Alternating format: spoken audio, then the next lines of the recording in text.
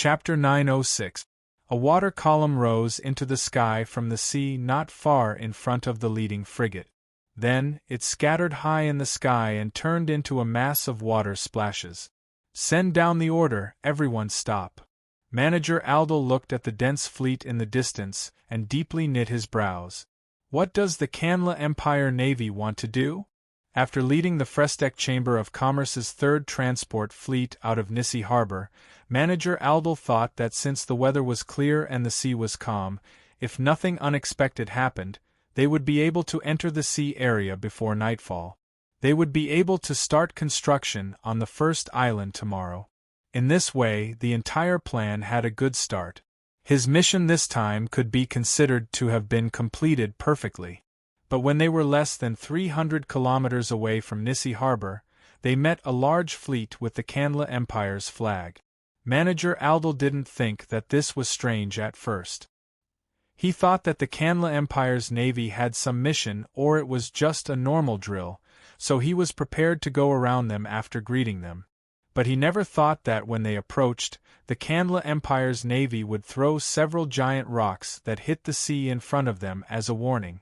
This made Manager Aldrich very surprised.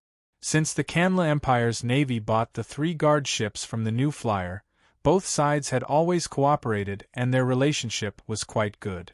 The New Flyer's transport fleet and guard fleet would often meet the Canla Empire's navy on the southern seas, but nothing had ever happened. Rather, they got along very well. Why was it that the Canla Empire's navy suddenly attacked them this time? Manager Aldel looked up and found that the large transport magic ship he was on had the New Flyer's flag high up. It was very conspicuous, so it was impossible for the Canla Empire's navy to mistake it. While he was doubting this, a white guard ship slowly came out of the Canla Empire's fleet.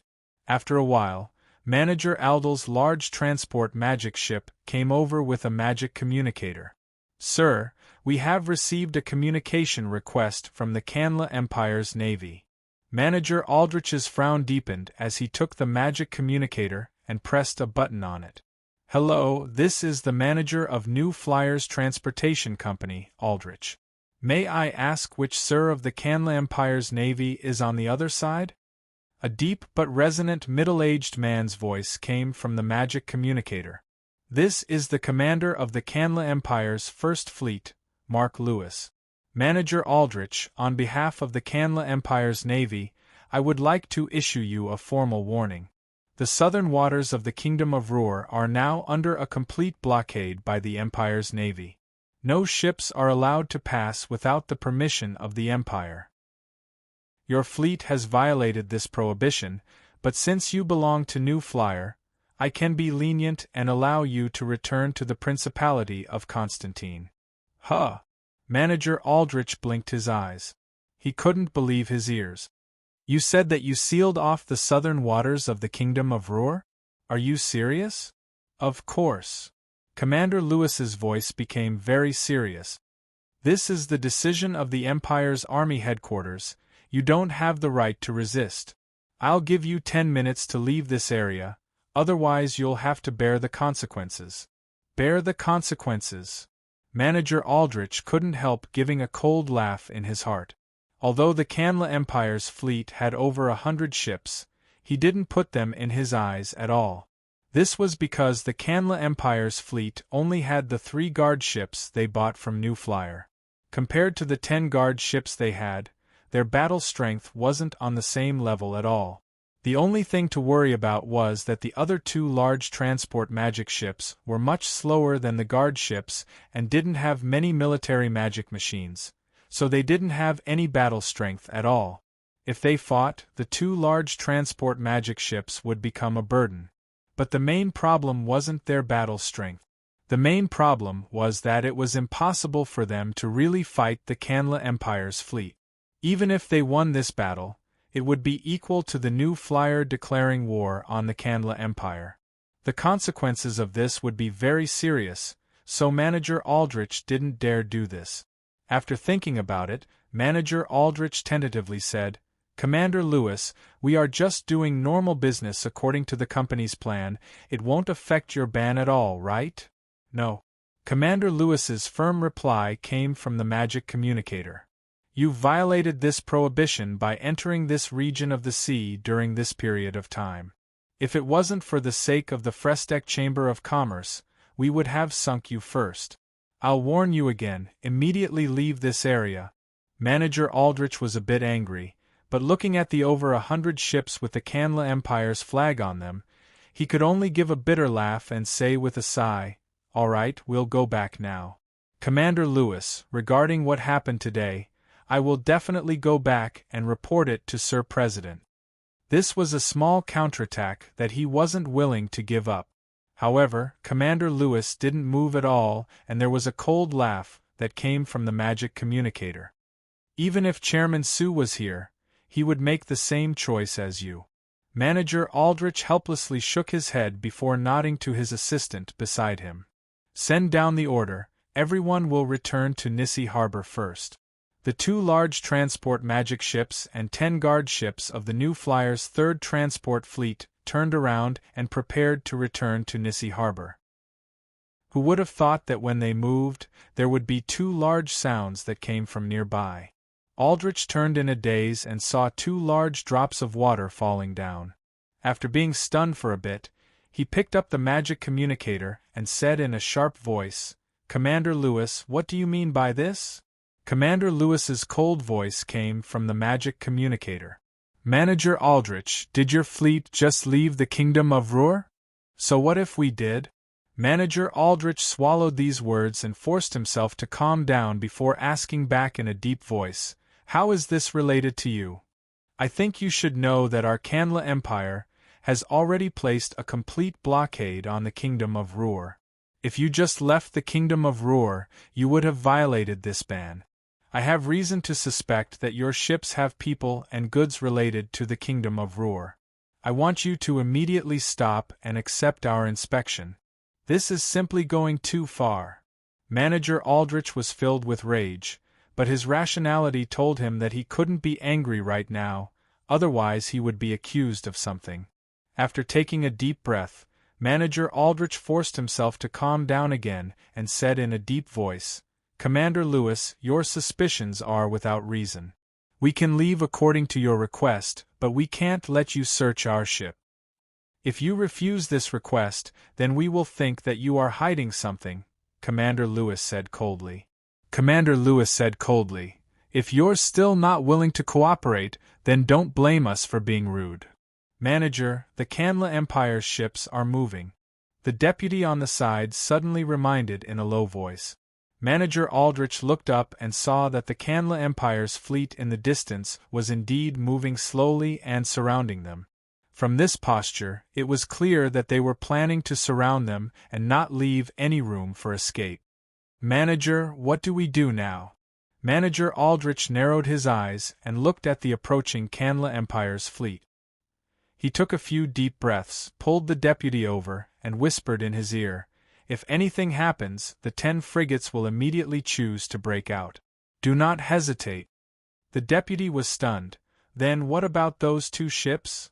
"Those 2 ships are too slow, it's hard for them to escape. Just leave them here."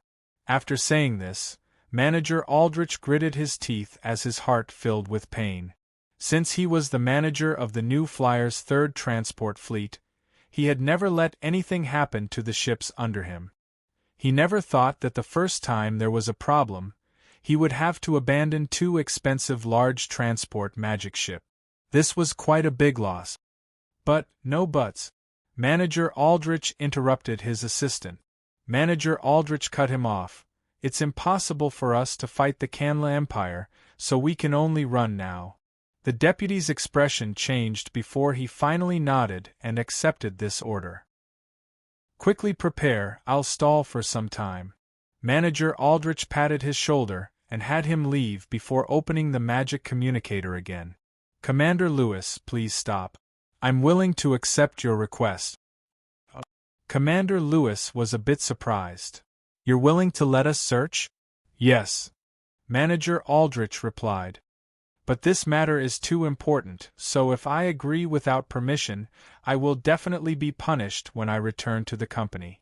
So I hope that Commander Lewis can give me some time to contact Sir Chairman or Sir CEO and explain the situation.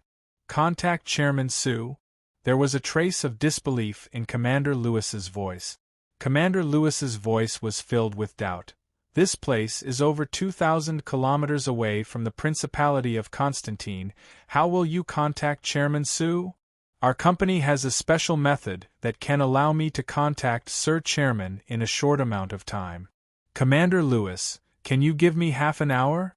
Are you certain that you can get a reply from Chairman Sue in half an hour? I'm certain.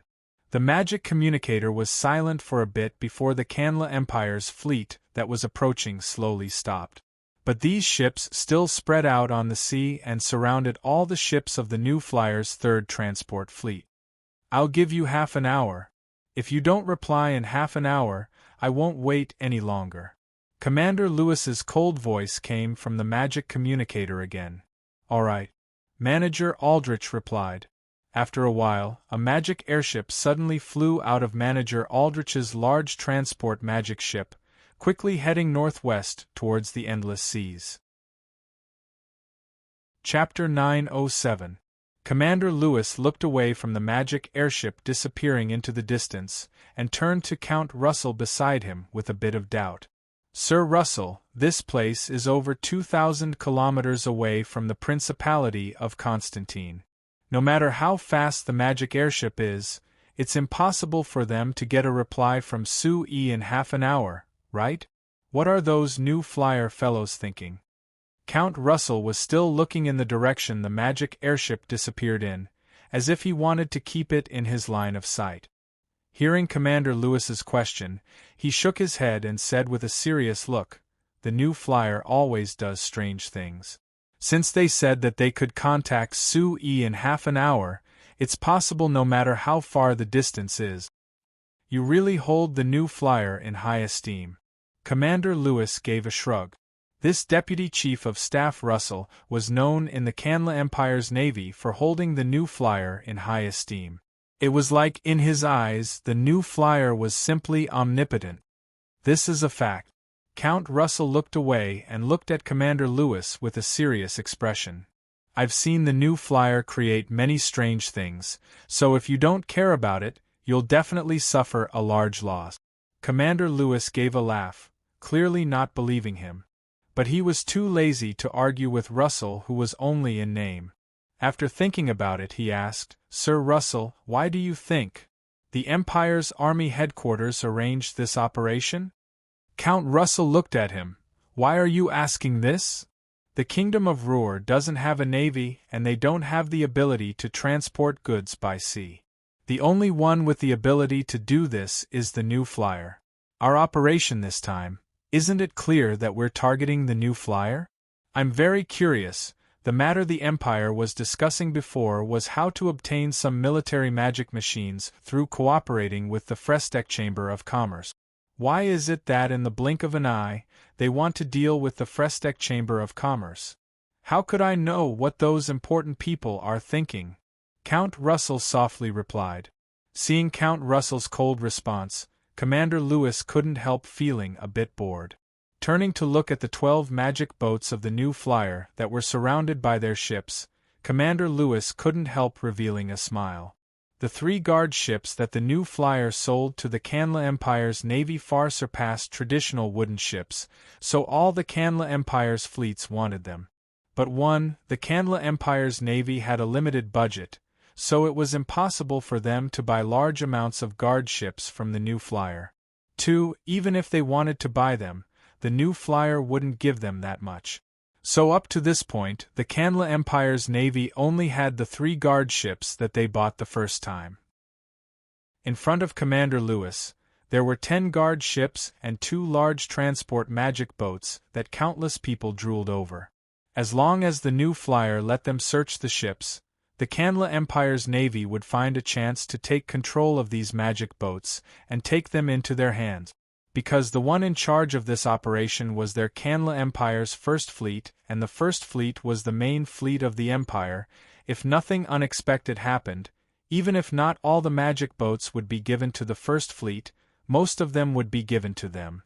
If they could get 5 or more guard ships and 1 large transport magic boat, Commander Lewis was certain that the First Fleet would be much stronger. Although Count Russell had cautiously warned Commander Lewis that the new Flyers' transport fleet wouldn't give in that easily, Commander Lewis wasn't worried at all. Even if the guard ships of the new Flyer were strong, they couldn't break through the encirclement of over 100 Thunder-grade warships. Not to mention that they had 2 large transport magic boats as burdens, so it was impossible for them to escape together. The reason Commander Lewis was confident was that he was certain that the fleet of the Shinfei merchants wouldn't dare resist at all. Even if the new Flyer had developed fast and their technology was advanced, they were only a company in the end. How could they dare fight the strongest Kanla Empire on the continent?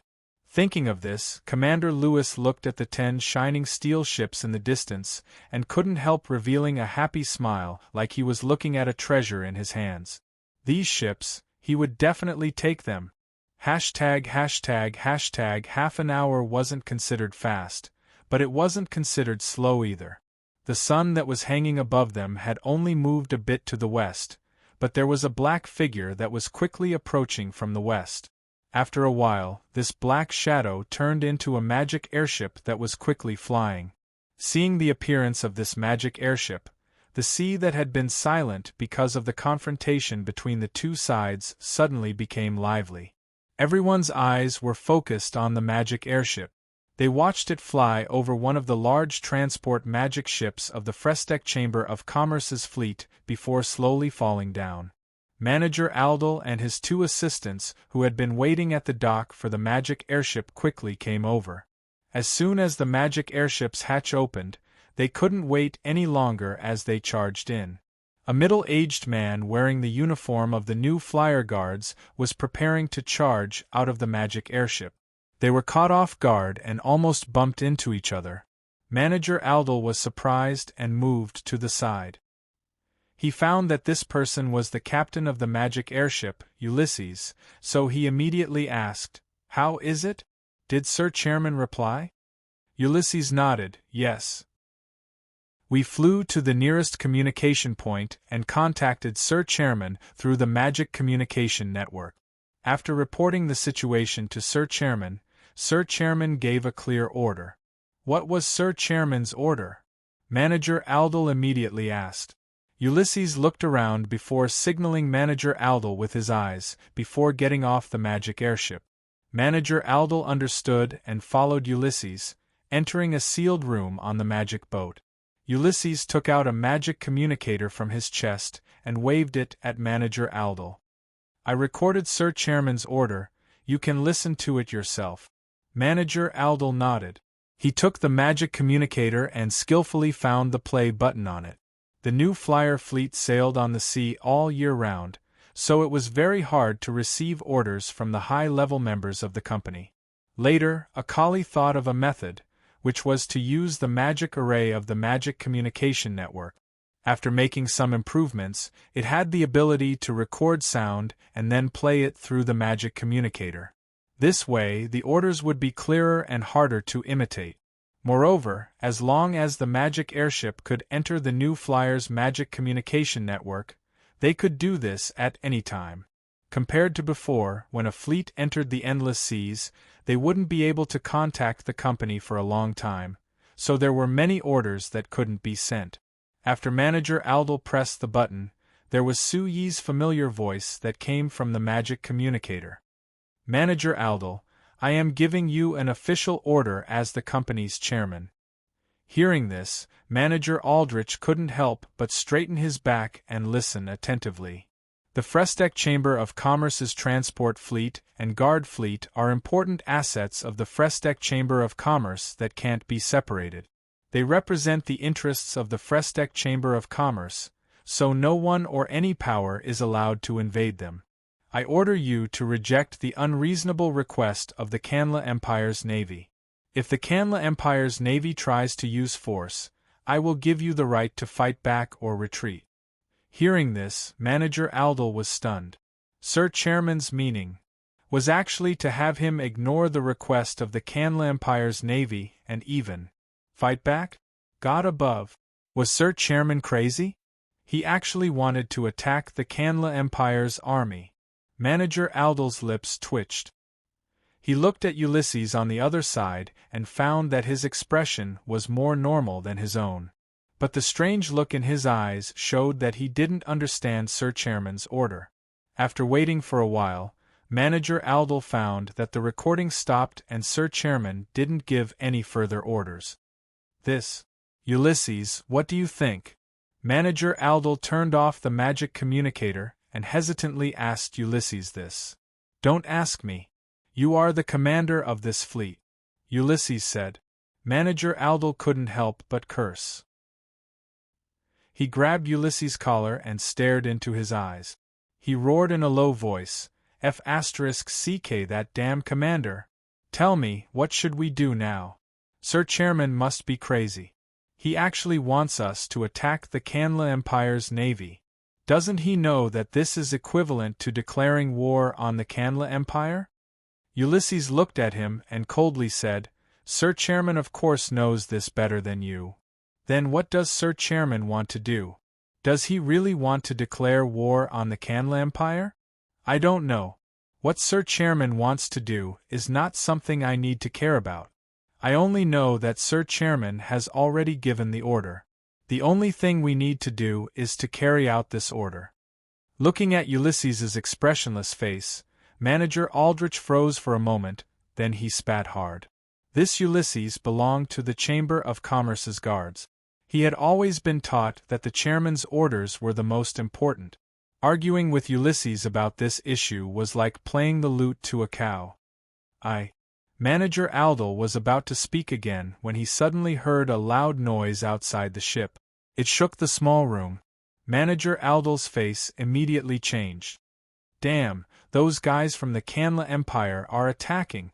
Why didn't they say anything first? Manager Aldal was about to rush out of the room, but he was stopped by Ulysses. What? Manager Aldal, please make a decision immediately. Should we fight back or retreat? Manager Aldal froze for a moment and then waved his hand. Nonsense. Fire at full power. Kill those bastards from the Canla Empire. Chapter 908. The palace of the Canla Empire was located in the northern center of the capital, Wimbledon City. It was located on a small hill that was far higher than the surrounding plains. This small hill was originally the only high ground in the surrounding plains. The palace was built especially high, so when the citizens of Wimbledon City looked up, they would be able to see the palace in the distance. And the great emperor of the Canla Empire would hold a court meeting every morning in the most conspicuous building of the palace.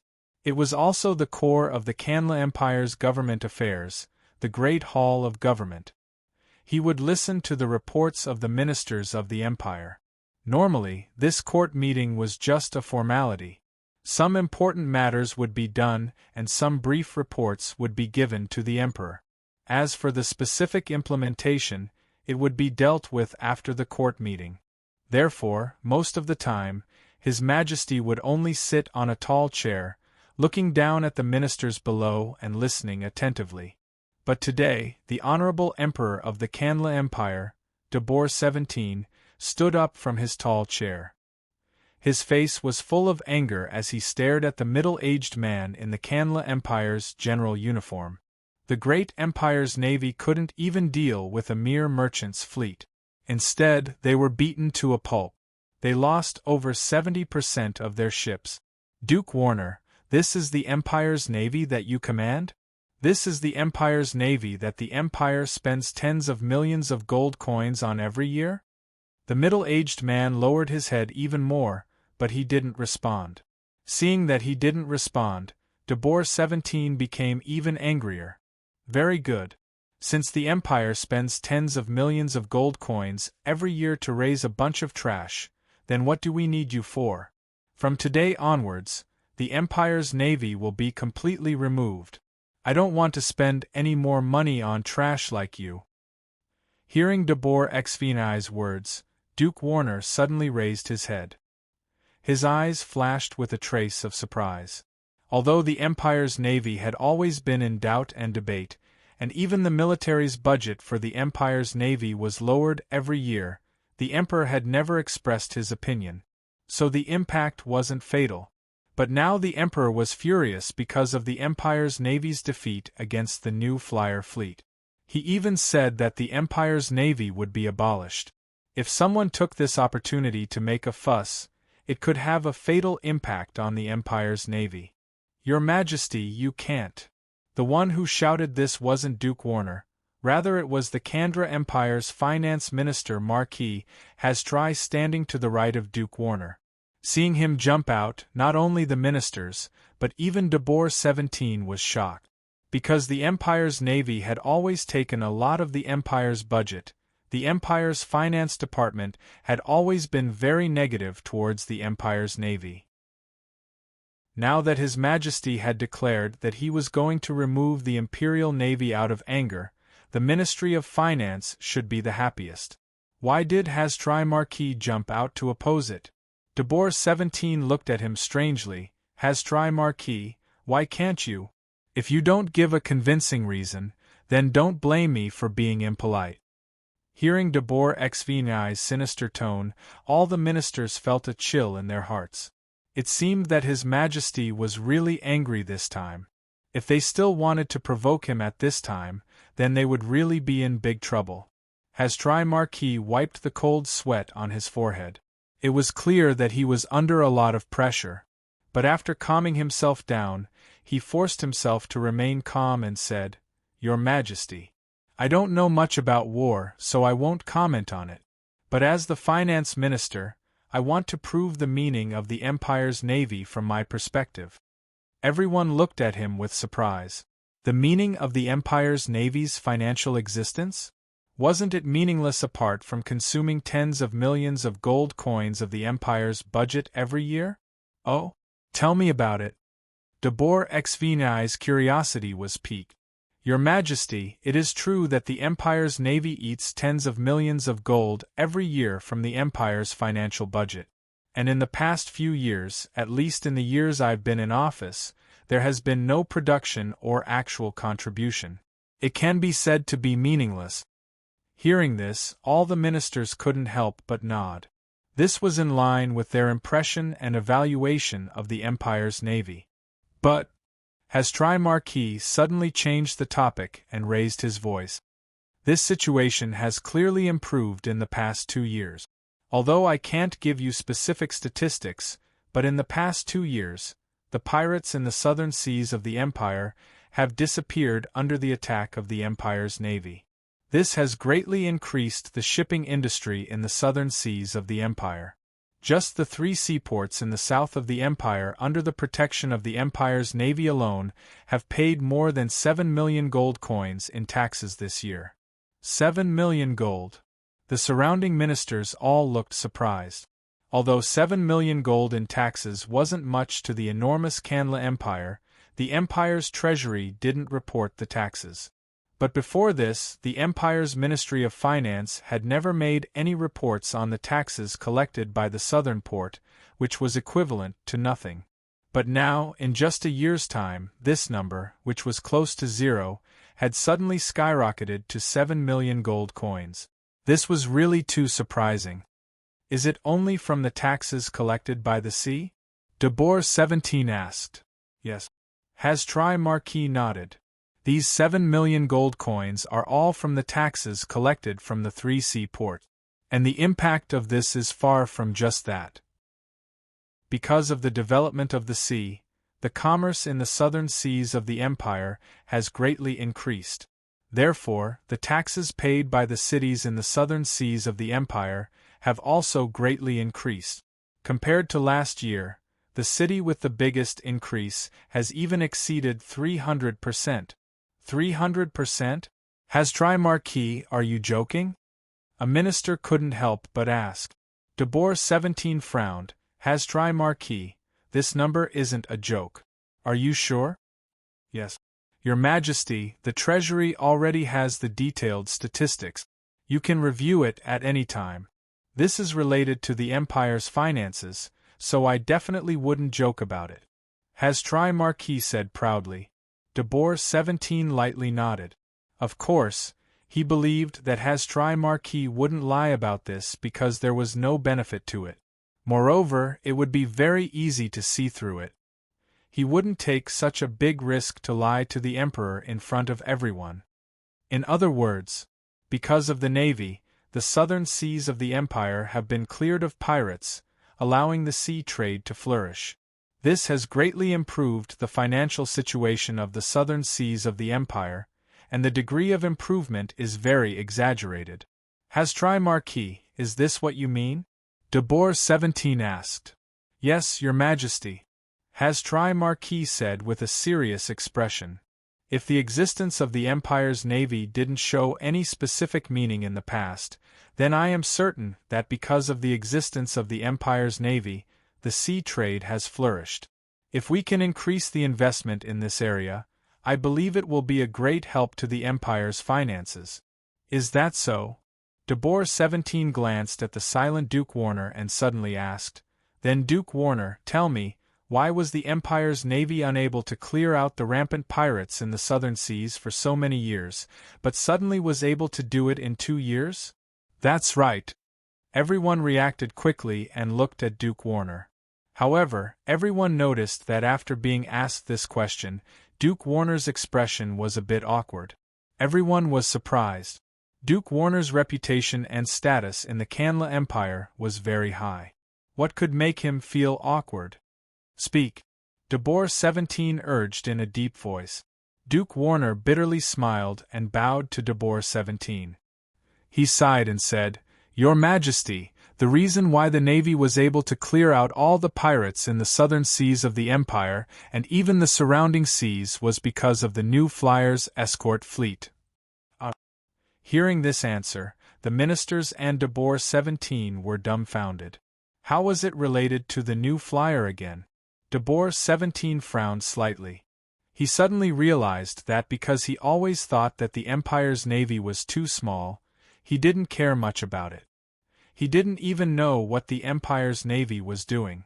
Based on the answer Duke Warner gave, the changes in the Royal Navy in the past 2 years had a strong connection to the Fresteck Chamber of Commerce.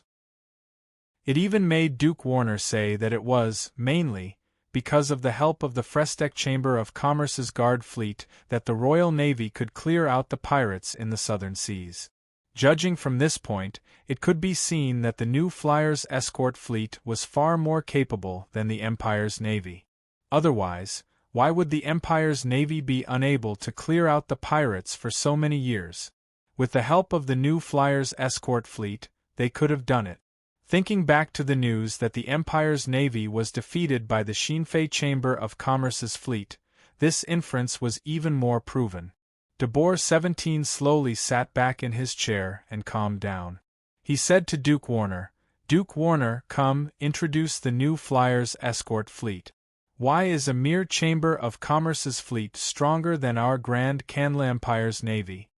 Duke Warner was just about to speak when Has-Tri Marquis suddenly interrupted. Your Majesty, can I introduce the new flyer to you first? I think that as long as you listen to my introduction, you should understand why the new Flyers escort fleet is so powerful. De Boer 17 frowned slightly because his question was interrupted by Has-Tri Marquis. He felt a trace of displeasure, but his curiosity about the new flyer made him overlook this trace of displeasure. All right, then introduce this new flyer to me. I want to see what's so special about this Chamber of Commerce that it can make our Empire's 2 most important ministers talk about it. Marquis Has-Tri respectfully gave De Boer 17 a bow. After thinking for a bit, he said, Your Majesty, actually, I've always been looking for a good chance to introduce the Fresteck Chamber of Commerce to you because I feel that the Empire must place enough importance on this company. Chapter 909.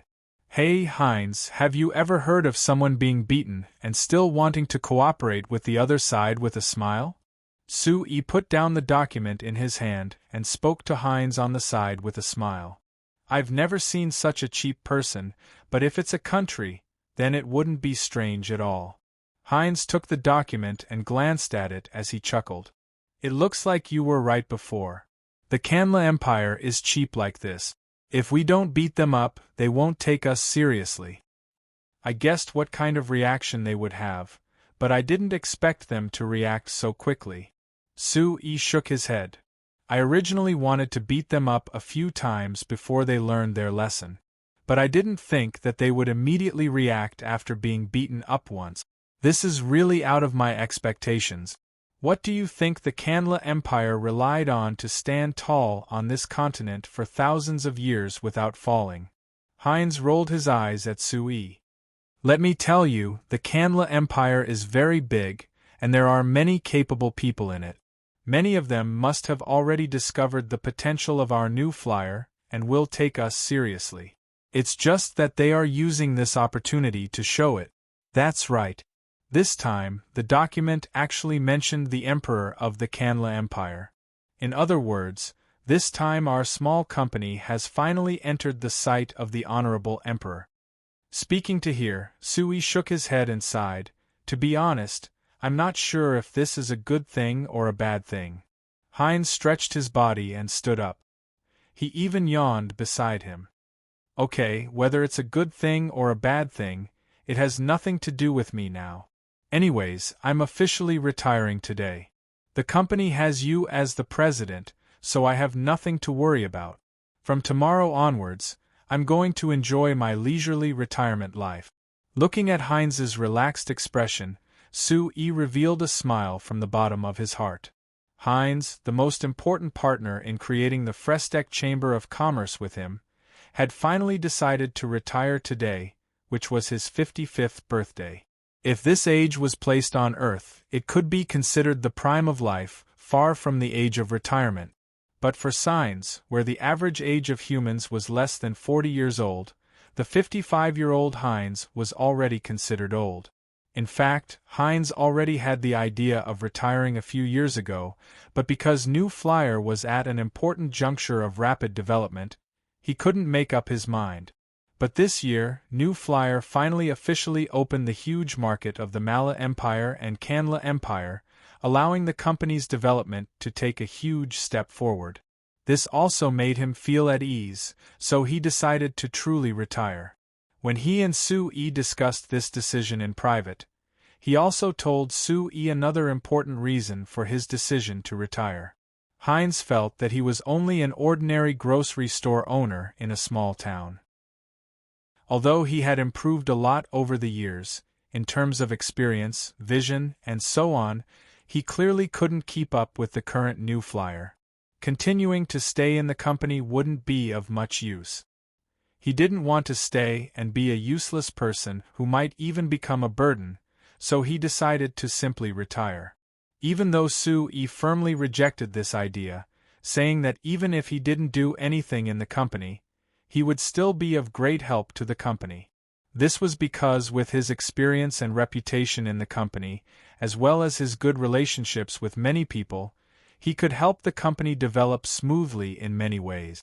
However, Heinz still rejected Sue's advice and insisted on retiring. Seeing Heinz's firm will, Sue couldn't keep persuading him and could only agree to his decision to retire. Starting tomorrow, Heinz would officially step down as the New Flyer's vice chairman and wouldn't hold any position in the New Flyer. He would keep his status as a shareholder, but he wouldn't participate in any decisions of the company. This was of course a good thing for Heinz because with his status as the New Flyer's biggest shareholder other than Sue, he earned at least 3 million gold coins a year. This was enough for him to become one of the richest people in the Lampari Kingdom. With such strong financial resources, he could live as he wished after retiring. For example, he had already planned with his wife, Aunt Rhea. After he retired, he would travel all over the signs, seeing all kinds of legendary sceneries. For this, he had even used his personal wealth to buy a magic airship from the New Flyer. At the same time, he had learned how to fly the magic airship, so that he could travel more easily with the magic airship. At the same time, in order to give his old friend the best trip, Sue had even drawn up a design for the magic RV. He had ordered the Academy of Magic and the Magic Machine Development Center to develop it as soon as possible. This new magic RV was drawn by Sue based on the concept of a RV from Earth, but it was even more luxurious. Just the estimated cost alone was 90,000 gold coins. According to Sue's thoughts, once this magic RV was developed and mass-produced, it would definitely attract the attention of the nobles who wanted to travel, and its prospects couldn't be underestimated. So this wasn't just a design for Heinz, it was also a new source of profit for the New Flyers magic car department. How good would it be if we had this magic RV now? Then Rhea and I would be able to stop on our way, eating, drinking, and sleeping whenever we wanted. How convenient would that be? Hearing Sue mention the magic RV again, Heinz couldn't help revealing a look of yearning. Sue gave a shrug. There's no other way. This thing is more complicated than a normal magic car. Moreover, because we have to consider the needs of the household, there are more details that need to be considered, so it isn't that easy to develop. Yes, I know that. I'm just lamenting. Heinz nodded. Heinz gave a nod. Anyway, Rhea and I aren't planning on going too far in the first 2 years, we'll just go around the surrounding countries. There are roads all over the surrounding countries, so we can go to many places with the magic sedan. It's enough. Alright, it'll take at most 2 years. No, it should only take a year to finish developing this magic RV. When the time comes, the first one will definitely be yours and big sister Rhea's. Sue said with a smile. Ha ha, alright, I'll just use the magic airship. Heinz gave 2 laughs before looking around. He walked to the window and looked outside before taking a deep breath. He turned to pat Sue's shoulder and said with a serious look, All right, Sue, after I'm gone, the new flyer will depend on you alone. You need to be careful. Sue nodded with a faint smile. I will. Heinz patted Sue's shoulder again before looking around with a bit of reluctance before opening the door and walking out. Seeing the door slowly close, Sue's heart was filled with strong emotions. Since he decided to establish the new flyer, it had already been over 9 years. Some people said that 10 years was a major turning point in one's life. For a company, it didn't need 10 years. Just 9 years was enough for it to go from nothing, from being weak to being strong, and from being strong to being weak again until it completely disappeared. The new flyer being able to develop to its current state in these 9 years, although Sue could say that he had contributed the most, if it wasn't for Heinz's strong support in the beginning, it would have been very difficult for the new flyer to be established. Over the years, although Heinz's role in the company had become smaller and smaller, to the point that many high-level members who joined later didn't have a deep impression of him as the only vice-chairman of the new flyer, Heinz still did his best and didn't slack off at all. Now that he finally decided to retire and enjoy his life, Sue was happy for him from the bottom of his heart. However, with such an old partner leaving his side, Sue still felt a strong sense of loss and reluctance. If Heinz was the one who left today, who would be the one leaving tomorrow? After being in a daze for a while, Sue pressed a button on the table. A moment later, Twisty pushed open the door and walked in. Sir President, do you have any orders? Sue smiled at her. Could it be that you shouldn't add a dear in front of my name now? Twisty blinked and seriously retorted, Sir President, it's working hours now. It's not appropriate for me to add this name, right? Sue helplessly rolled his eyes. He thought that Twisty was an elf after all. She wouldn't be embarrassed like a normal human girl. Even if Elder Lysania was the witness that Twisty and Sue's partnership had been confirmed, Twisty still acted the same in front of him. This was a far cry from Steel, who was much closer to a human. Okay, since it's working hours, then I won't joke around. Go and call Alex over for me. Yes. After around 20 minutes, Alex appeared in front of Sue with a look of doubt and a bit of surprise. Sue glanced at him and found that although he was wearing a full set of work clothes, he looked very neat and clean. Even his hair was meticulously combed without a single strand out of place. Under normal circumstances, everyone would probably praise this young man for being good at dressing himself up. But Sue couldn't help but snort when he saw Alex's appearance. Chapter 9-10. Hearing this cold snort, Alex's entire body quivered. He immediately straightened his body and stared straight ahead, not daring to move. Although Sue was only 5 years older than Alex, because of Sue's status and the fact that Sue and Hines were close friends, Alex naturally placed himself in a very low position in front of Sue. In addition, Alex had made a very serious mistake before. If it wasn't for Sue giving Hines face and not pursuing the matter, he would probably still be squatting in prison, unable to get out. So every time he saw Sue, Alex would always feel a bit of fear in his heart. Being suddenly called over by Sue and not being told the reason ahead of time, it really made his heart feel unsettled. "Alex!" Sue suddenly called out. Here. "Yes, Sir President, do you have any orders?" Alex asked cautiously. Sue glanced at him and lightly snorted. "I heard that you've been doing nothing recently. Is it because you feel that staying in the headquarters is inconveniencing you? Is it very boring?" Alex jumped in fright and quickly waved his hand. He forcefully shook his head and said, No, Sir Chairman, it's not boring at all, really. I have a lot of things to do every day, how could I be bored?" "Is that so?" Sue glanced at his incomparably clean clothes and couldn't help but snort again. Because Alex had made a big mistake before, Sue had transferred him back from Anvil City. He had originally planned to put him into the transport fleet and let him start as a transport driver. Then he would be promoted depending on the situation. In the end, Alex had only worked for 2 months before he complained that being a transport driver was too tiring, and he complained that he didn't want to do it. With no other choice, Sue could only transfer him back to the new Flyer headquarters and give him a job in the administration building that didn't have much work and didn't have much influence. He could only eat and wait for death every day. Alex was very satisfied with this job because it was extremely leisurely. The work he needed to do every day was pitifully little and the salary wasn't low. Besides having no actual power, there was nothing bad about it. Hines was also very clear about Alex's personality and approved of Sue's arrangement. Originally, if nothing unexpected happened, Alex might have been able to stay in this position forever. Sue normally wouldn't even think of this person. But today, when Hines officially announced his retirement, Sue sighed and suddenly thought of Alex.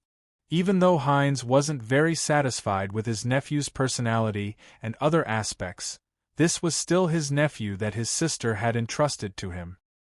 He had always treated Alex as his own son and could be considered to have doted on him. Before, every time he talked about Alex with Sue, Hines would always blame himself. He said that he didn't teach this nephew well and didn't let him truly stand out.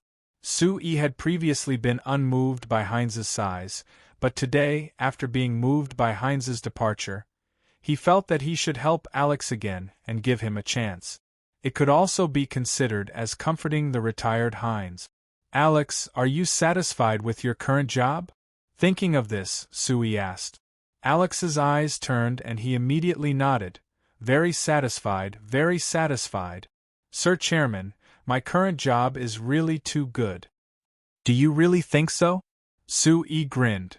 "I originally said that your performance in this period of time could be considered good and that I was planning to give you a more promising job. But since you're very satisfied with your current job, then it seems like there's no need to change." "Ah." Alex stared blankly, then his eyes lit up. He rubbed his hands and smiled embarrassedly. "Sir Chairman, although I'm very satisfied with my current job, but, you see, if I can change to a more promising job, I'd also be very happy. Can you tell me what this job is?" Sue smiled and pulled out a document from the table and threw it over. "See for yourself." Alex took the document and couldn't wait to open it. With just a glance, his eyes widened. The more he read, the more excited he became. After reading it once, Alex couldn't help but carefully read it from the beginning. Only then did he ask Sue with a face full of disbelief, Sir Chairman, you really want to send me to be the supervisor of this office? This is Wimbledon City. This is the capital of the Canla Empire. Such an important place, you really don't have to worry about letting me go? If I said that I don't have to worry about it, would you believe me? Sue smiled and asked. The smile on Alex's face immediately froze, then he forced a dry laugh. Sir Chairman, you don't have to worry about me. It's normal after all. Enough. Sue waved his hand and interrupted him. I've already decided. I'll let you be the supervisor because you're one of the few experienced people in the Chamber of Commerce. It's not good to let you stay here all day doing nothing. Of course, I'm not afraid to tell you the truth. This is all because of your uncle. Otherwise, I could find someone else, understand? Understood. Of course I understand. Alex nodded. Sir Chairman, I promise you, this time I'll do my best to run this Wimbledon City office to the best of my ability. I want everyone in the Canla Empire to be familiar with our new flyer. Good, it's good to have courage. Sue nodded and praised. You can leave now and think about the initial arrangements. If there are no accidents after the new year, the office will officially start construction. You only have half a month to think about it. Okay. Alex nodded and looked at Sue for a while. Seeing that he didn't have any more instructions, he bowed respectfully to Sue and left. After Alex left, Twisty suddenly said, Sir Chairman, didn't Alex betray the Chamber of Commerce before? Why are you giving him such an important position?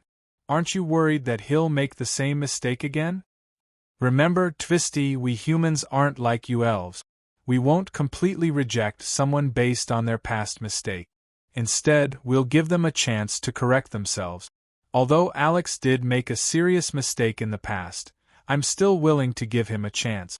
In addition, I have to admit that Alex's ability in this area is very good. As long as he's willing to work hard, I feel that there will be results.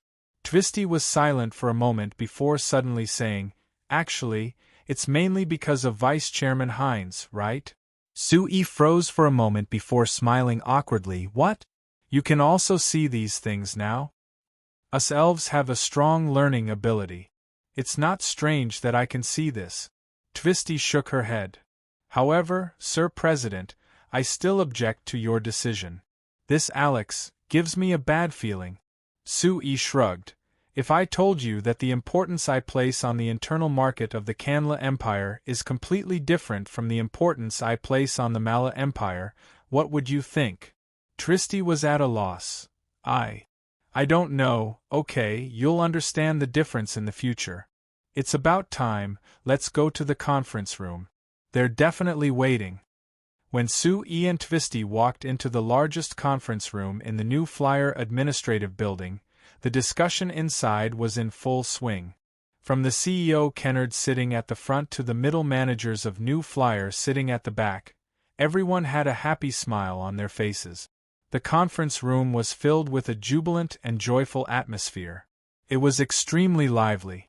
When they saw Sue walk in, everyone immediately stopped the discussion and stood up. Their eyes were focused on Sue. Many people's eyes revealed undisguised respect and even admiration. Sue enjoyed everyone's gaze with a clear conscience. He went to the president's seat at the top of the conference room and sat down. Sit down. Sue gestured for everyone to sit down. Then, he turned to Kennard and smiled. Okay, Kennard, let's start this year's year-end summary meeting. Kennard didn't sit down at all. He looked at the year-end report in his hand and threw it on the table.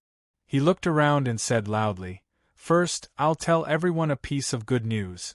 Our new Flyer's annual profit this year is the same as in previous years. It has achieved a large increase again. Although we don't have accurate data yet, we can be sure that it has broken through 50 million gold coins. Wow! After a moment of silence in the conference room, there was a thunderous applause. Although Kennard had already revealed to them that the Chamber of Commerce's annual profit had increased again, no one expected it to increase to 50 million gold coins all of a sudden. It had to be known that New Flyer's annual profit last year was only 30 million gold coins, but this year it had increased by nearly 20 million gold coins. This increase was so shocking that people couldn't believe it. A Chamber of Commerce's development would always follow a normal pattern. In the beginning, it might develop quickly from nothing to something, and the increase might seem exaggerated. But after developing to a certain extent, this increase would gradually stabilize. New Flyer's annual profit had increased by several million gold coins in the past few years. It was only last year that it broke through 30 million gold coins, which was already very shocking. But this year, it suddenly increased by close to 20 million gold coins. This was simply unimaginable. What? Is everyone surprised? Sui chuckled as he looked at the surprised expressions on the faces of the Chamber of Commerce's executive. He paused for a moment before continuing. If 50 million gold coins is enough to make you all so shocked, then if you hear my target for the Chamber of Commerce's annual profit next year, I suspect that your jaws will fall off from shock. Everyone looked at each other in bewilderment. The head of the household magic machine department, Ankado, swallowed a mouthful of saliva and carefully asked, "Sir Chairman, what is your target for next year?" Sui smiled as he raised his right index finger, 100 million gold coins. The conference room suddenly became silent. Chapter 9:11. The new year had just passed, and the bitter cold of winter still shrouded the entire signs. The Mala Empire was located in the north of the continent. Every winter, it was naturally colder than the countries in the south of the continent, and the small city of Stratholme, located in the northernmost part of the Mala Empire, was not only colder than the other places on the continent, but it was also a completely different world. The cold wind blowing from the endless sea to the south of the continent could only be considered a gentle breeze, making people feel a slight chill. But when the small city of Stratholme faced this cold wind, they would find that this wind was like a sharp blade brushing against their face, causing a stinging pain. See, a cold wind blew in their faces, causing Hogan and Ricardo to involuntarily suck in a breath of cold air. They couldn't help but wrap their leather jackets tighter around their bodies. Their necks shrunk, and even their exposed eyes couldn't help but squint, leaving only a small slit to look towards the north. "Hey, Ricardo, it's such a cold day. Even if we meet up with the people from the transport fleet, how are we going to transport the goods back?" Hogan's voice was extremely muffled through the mask, making Ricardo feel a little strange. But of course, this wasn't the problem that Ricardo was concerned about.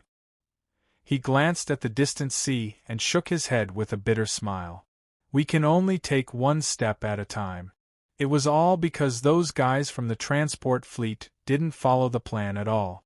They were 2 months late than the scheduled time. If they had arrived 2 months ago, the weather wouldn't be so cold, and it would be much easier. Hogan was silent for a moment, then sighed. "We can't blame them. After all, they came from a place as far away as Stantine. They went around the entire continent to get here. The journey was so long, and the situation on the sea was so complicated. It was inevitable that they would encounter some unexpected situations. To be honest, it's already very good that they were able to arrive safely."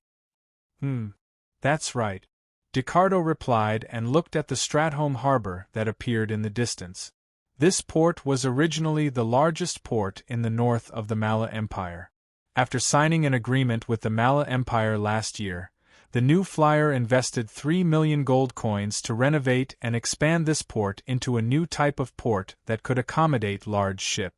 The fleet that New Flyer sent out last year was led by Narvel to explore the northern waters. Their destination was this harbor.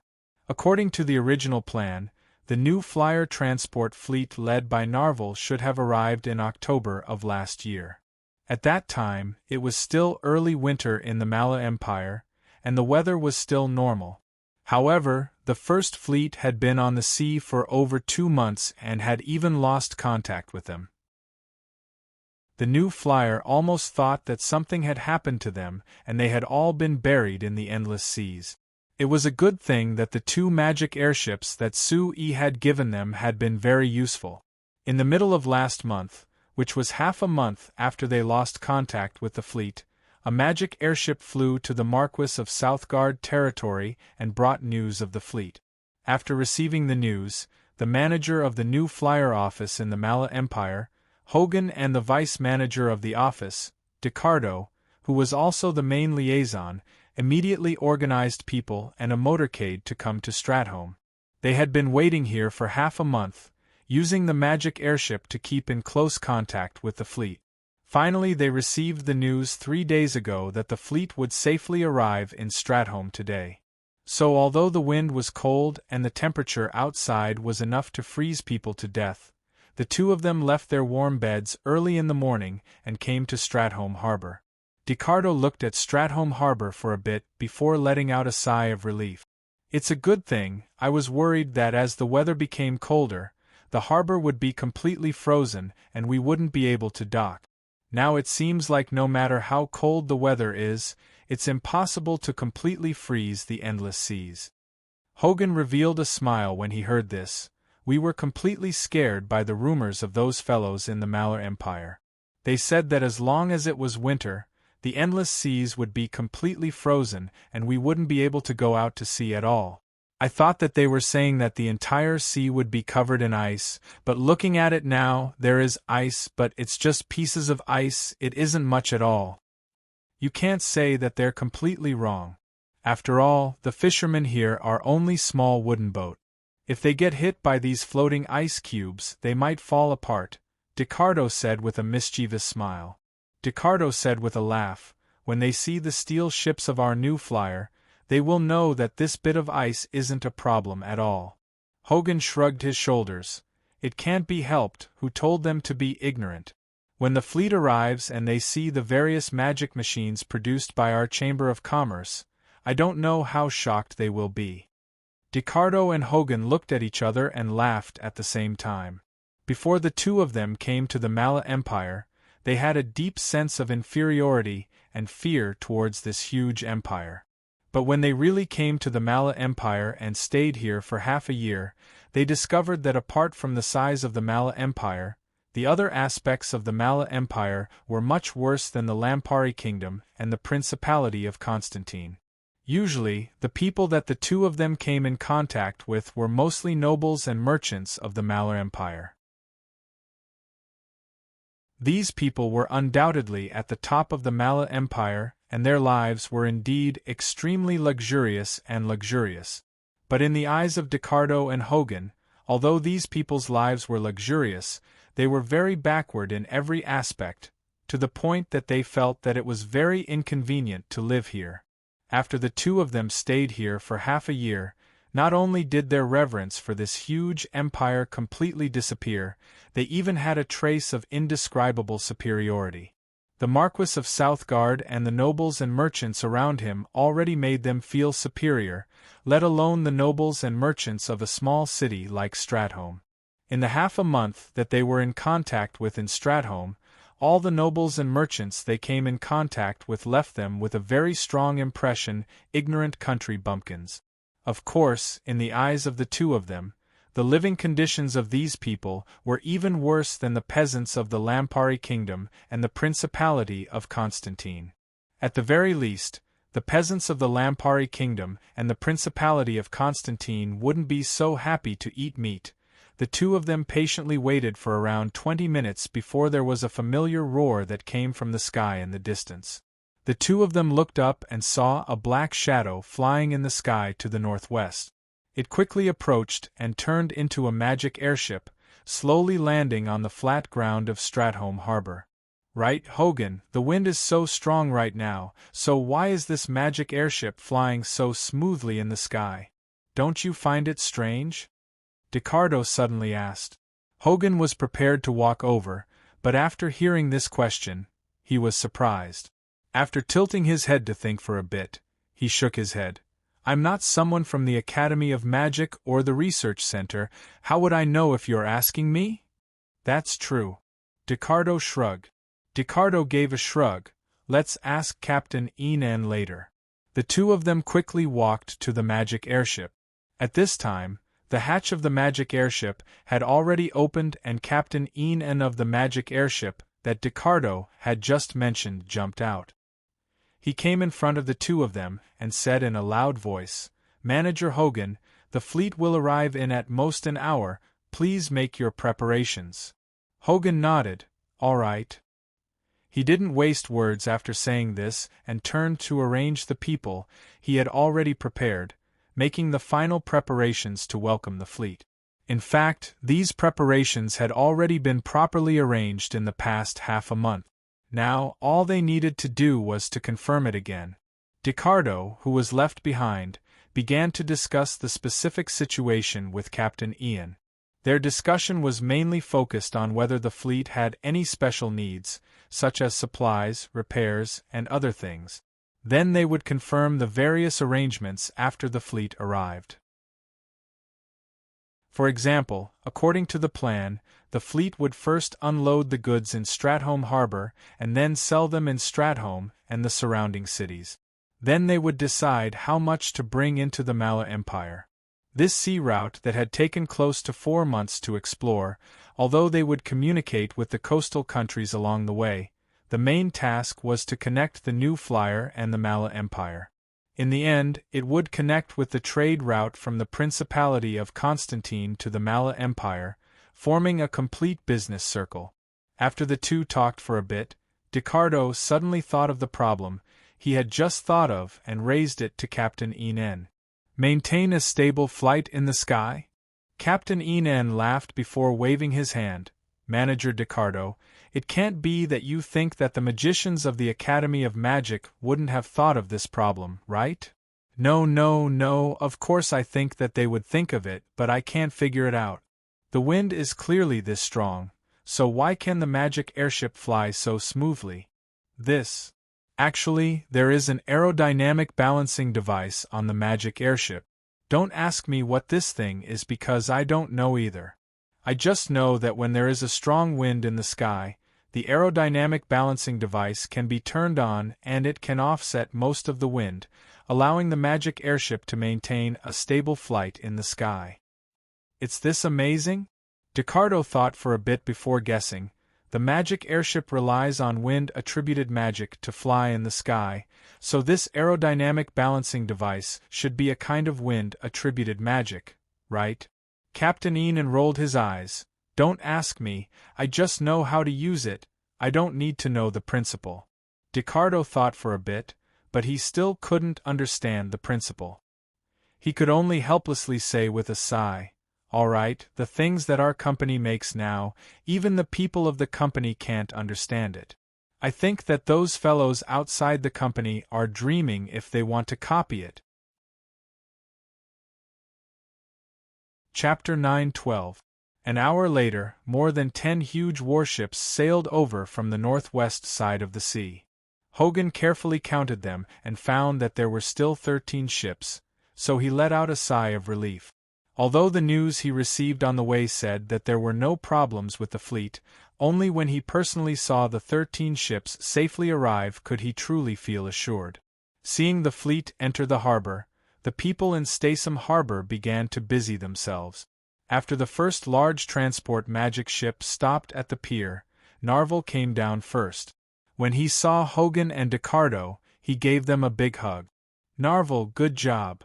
Hogan patted Narvel's shoulder and praised him in a loud voice. When you go back this time, Sir Chairman will definitely give you a special reward. Narvel laughed. The reward isn't important, being able to complete Sir Chairman's task is already very good. Then again, we were late by 2 months, so it's already good that Sir Chairman didn't punish me. How could I dare ask for a reward? The situation at sea is complicated, so it's not strange that things can't go according to plan. Sir Chairman will understand, Ricardo said with a smile. Ricardo on the side said with a smile, but Narvel, what is going on with these people? Narvel looked in the direction Ricardo was pointing in and saw a group of people with different clothes and different appearances coming out of the large transport magic ship. Oh, these people are representatives from the countries we passed by on the way. They heard that our new flyer had sent a fleet to explore the northern seas, so they wanted to come and take a look. I thought of Sir Chairman's orders before we set off, so I agreed. Can they represent those countries? Hogan asked in a curious voice. Although they can't completely represent them, it's close. Narvel said, Sir Chairman wanted me to establish contact with as many countries as possible, so I followed his instructions. The reason why we were delayed for more than 2 months on the road has a lot to do with these things. It's like this. Hogan and Ricardo looked at each other before nodding, thinking that this reason was reasonable. Anyway, the fleet had arrived safely, so Narvel had completed his task. Next, Hogan and Ricardo would be in charge of it. Then let's leave it at that. Narvel, you and the fleet must be tired from the long journey. Ricardo and I have already arranged a place for you to stay in Stratholme City. You should go and rest. You only need to leave a few people here to help us move the goods down. Hogan said. This was a plan that had been set beforehand, but who would have thought that when Narvel heard this, he would reveal an awkward and embarrassed expression. He awkwardly smiled and hesitantly said, This. Cough, Hogan, to be honest, the ship doesn't have any of our company's goods. Hogan and Ricardo were startled. Nothing else? Why? Because they were all sold out along the way. Now there's really nothing left, sold out? Hogan and Ricardo looked at Narvel with their eyes wide open in disbelief. How did they sell out? Ricardo asked. Suddenly, he had a flash of inspiration. He pointed at the people from other countries who had already disembarked from the ship and were looking around curiously. Did you sell them to these countries? Narvel honestly nodded. When we met a country on the way, we would go ashore to contact them according to Sir Chairman's orders. Although there were 2 countries that we didn't contact, the remaining 5 countries all welcomed us. After seeing the magic machines we brought, the people of these countries welcomed them very much, so they were easily sold. Actually, if it wasn't for me deliberately controlling the quantity, we would have sold them all in the first country. Hogan and Ricardo looked at each other in blank dismay. This fleet had 2 large transport magic ships, which had a cargo capacity of over 10,000 tons. There were over 100,000 magic machines on them. These goods were prepared to deal with the large market in the north of the Mala Empire, but they never thought that they would be sold out along the way. This really was a bit unexpected.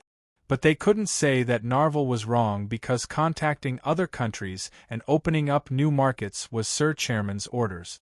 Narvel doing this now, letting the people of these 5 countries know about the existence of the new flyer and magic machines, creating a demand for them, which was equal to successfully opening up the internal markets of these 5 countries.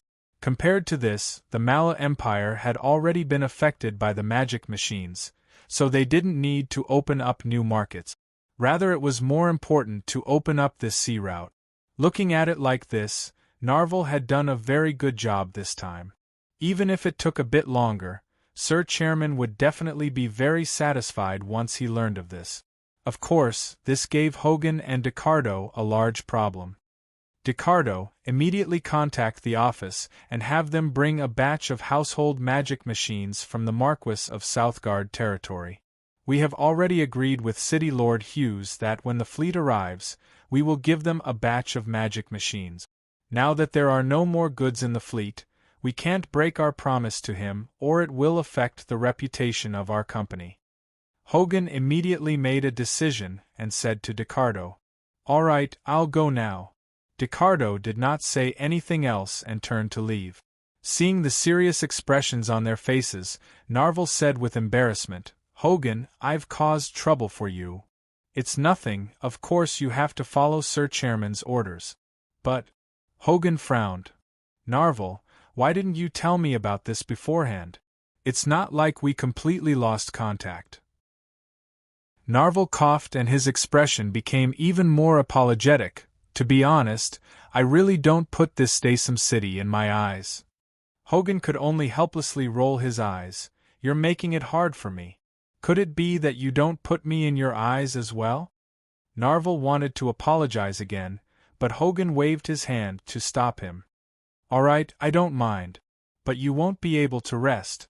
It's best if you come with me to see City Lord Hughes and explain the situation to him. Statham Port is our company's most important port in the north of the Malur Empire, so it's important to have a good relationship with City Lord Hughes. All right, I'll listen to you. Although Narvel had been the manager of the New Flyers transport fleet for a few years, he was always on the sea and was mainly in charge of transport. He had little contact with people from other countries, so he could not compare to Hogan in terms of handling these matters. It was a good thing that the New Flyer was no longer a small company. With the development of the company, they had more and more people, otherwise they would not have been able to develop so smoothly. Since there were no more goods to unload, what the fleet needed to do was much simpler. After Hogan had his subordinates take care of the sailors, he brought Narvel and the representatives from the other countries to Statham City. Statham City's City Lord Count Hughes personally welcomed them for a lunch banquet. At the lunch banquet, Hogan apologized that the goods from the fleet had been sold out. He also said that the Fresteck Chamber of Commerce would send the same goods from elsewhere as compensation. Although Count Hughes was a bit disappointed, he also expressed his understanding. Actually, compared to the arrival of the Fresteck Chamber of Commerce's transport fleet, what he cared about more were the representatives of the other countries. So after the lunch banquet, the news of the representatives from the other countries arriving in Statham City and the news of the New Flyer transport fleet arriving in Statham City left Statham City and flew south. The news from the New Flyer was because of the fastest magic sedan, so it only took 2 days to reach the Marquis of Southgard's territory that was over 2,000 kilometers away. When the news arrived, the magic machine industrial base on the Marquis of Southgard's territory began to move at full force. Large amounts of household magic machines were made by the factories under the New Flyer and the other magic machine factories. They were quickly loaded into large transport magic cars, and the motorcade quickly headed north. This news arrived in the Lampari Kingdom a day later. Then, through the magic communication network that had already been set up in the Lampari Kingdom, it was sent to the New Flyer headquarters in the Principality of Constantine in just a minute. After another day, there were over 300 large transport magic cars that were loaded with over 10,000 household magic machines that quickly set off in the direction of the Malur Empire. At the same time, the various magic machine factories in the Lampari Kingdom and the Black Rice Wasteland were working at full force. Household magic machines were made one after another and loaded onto the cars, which also set off in the direction of the Malur Empire. If one looked down from the skies of signs, they would find that on the roads of the countries in the southwest corner of the continent, the large transport magic cars were like ants as they headed towards the Malur Empire to the north of the map. If one calculated it accurately, they would find that after the news came from Statham City, in just 5 days, there were over 100,000 household magic machines that were sent to the Malur Empire. Every day after that, there would be the same amount of household magic machines being sent over. This terrifying ability to transfer resources, this was the first time in the history of signs. At this time, the news that Count Hughes sent out from Statham City was still in a horse carriage heading south. If everything went smoothly and there weren't any obstacles on the way, it would reach the Malur Empire's capital Angelo City in 20 days and be sent to the Foreign Affairs Department of the Malur Empire. Chapter 9:13. Similar traffic also appeared on the 3 roads leading from the Principality of Constantine to the Kingdom of Ruhr. After signing a new aid agreement with the Kingdom of Ruhr, New Flyer had been continuously sending various types of aid to the Principality of Constantine. Apart from some of the goods that the citizens of the Kingdom of Ruhr lacked due to the lockdown, most of the goods came from New Flyer's factories in the Kingdom of Ruhr. Based on the current situation in the Kingdom of Ruhr, just the aid of goods was a drop in the bucket and couldn't solve the most fundamental problem. Therefore, in the aid agreement signed by New Flyer, Sue proposed that New Flyer would fund the development of the magic machine industry in the Kingdom of Ruhr. They would build a large number of magic machine factories to solve the work problems of the citizens of the Kingdom of Ruhr and help them improve their living conditions. Of course, this was different from the factories the Fresteck Chamber of Commerce had invested in the Rudsun Kingdom. Whether it was the ownership or management of these new factories, even the right to set prices for the products, they all belonged to the Fresteck Chamber of Commerce. The only thing the Kingdom of Ruhr could do with these factories was to collect taxes as usual. If possible, the Kingdom of Ruhr wouldn't agree to such a condition because it was equivalent to giving up everything in the country to the Shinfei Chamber of Commerce.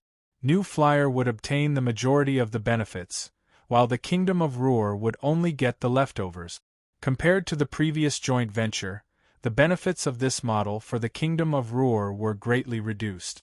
However, because the Kandla Empire's lockdown on the Kingdom of Ruhr was almost omnidirectional, the only one that could not be taken into consideration was New Flyer. The only one that dared to provide aid to the Kingdom of Ruhr at the risk of angering the Kandla Empire was the Kingdom of Ruhr. Therefore, the Kingdom of Ruhr had no choice but to agree to the agreement proposed by New Flyer. It had been almost half a year since the agreement was carried out. As the spring breeze gradually blew across the land, the Kingdom of Ruhr began to show signs of life. The citizens of the Kingdom of Ruhr, who were trapped by the natural disaster last year, had received great help from New Flyer and were now properly settled. Originally, a natural disaster like last year that involved more than 500,000 people could cause large-scale unrest in any country in the signs. Even a small country like the Kingdom of Ruhr could have a serious consequence of the decline of the country's fortunes. But this time, facing both the natural disaster within the country and the Kandla Empire's lockdown, the Kingdom of Ruhr only had a few more refugees after receiving aid from New Flyer. Other than that, there was not much unrest. Moreover, even for these refugees, with the Fresteck Chamber of Commerce investing in the Rudsun Kingdom, they quickly regained their stable lives and no longer posed any hidden dangers. In less than half a year, New Flyer's factories all over the Kingdom of Ruhr emerged like spring training after the rain. At the beginning of spring, when the flowers bloomed, New Flyer had officially opened 23 factories in the Kingdom of Ruhr. Just these 23 factories alone recruited more than 70,000 workers in the Kingdom of Ruhr. It was even close to the total number of workers in New Flyer's main base in the Principality of Constantine.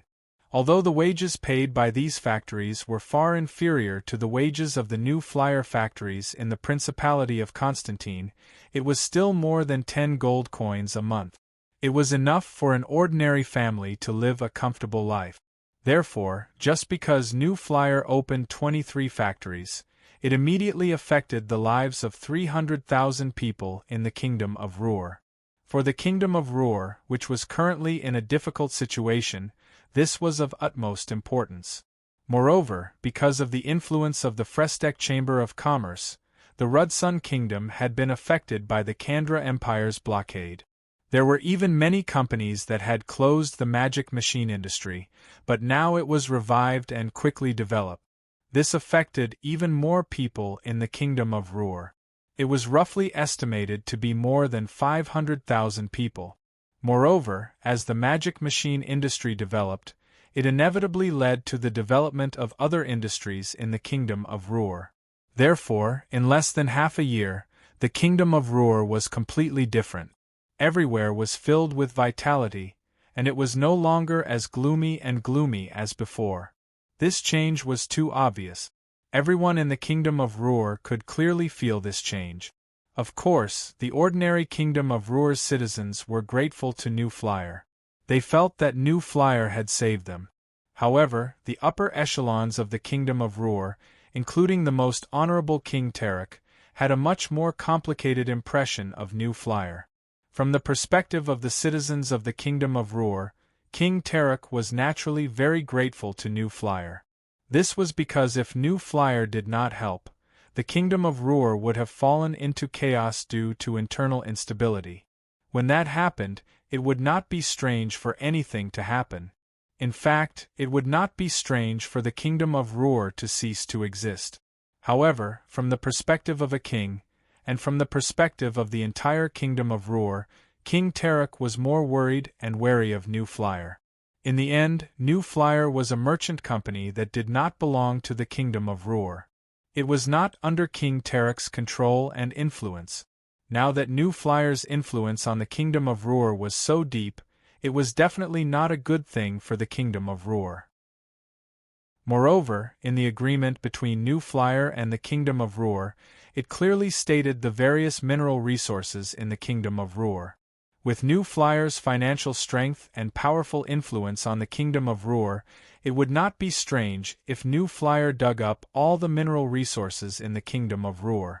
If it was said that the previous King Tarek and all the other kings on the continent didn't care about mineral resources, with the appearance of the Frestek Chamber of Commerce and the magic machines becoming more and more important, at least King Tarek was very clear on the importance of mineral resources. New Flyer had been purchasing mineral resources for the past few years. Their goal and intentions were abnormally obvious. However, there was nothing King Tarek could do. Although the Kingdom of Ruor had successfully repelled the Kanla Empire's 2 invasions, it was impossible for them to face the Kanla Empire head-on. After all, the difference in strength between the two countries was too great. Now that the Kanla Empire had tightly sealed off the Kingdom of Ruor, the Kingdom of Ruor had no way of breaking through this blockade. New Flyer was the Kingdom of Ruor's only hope. Therefore, no matter what conditions he put forward, the Kingdom of Ruor could only agree. Every time King Tarek thought about this matter, he would feel truly fortunate. New Flyer didn't seem to be interested in anything other than mineral resources.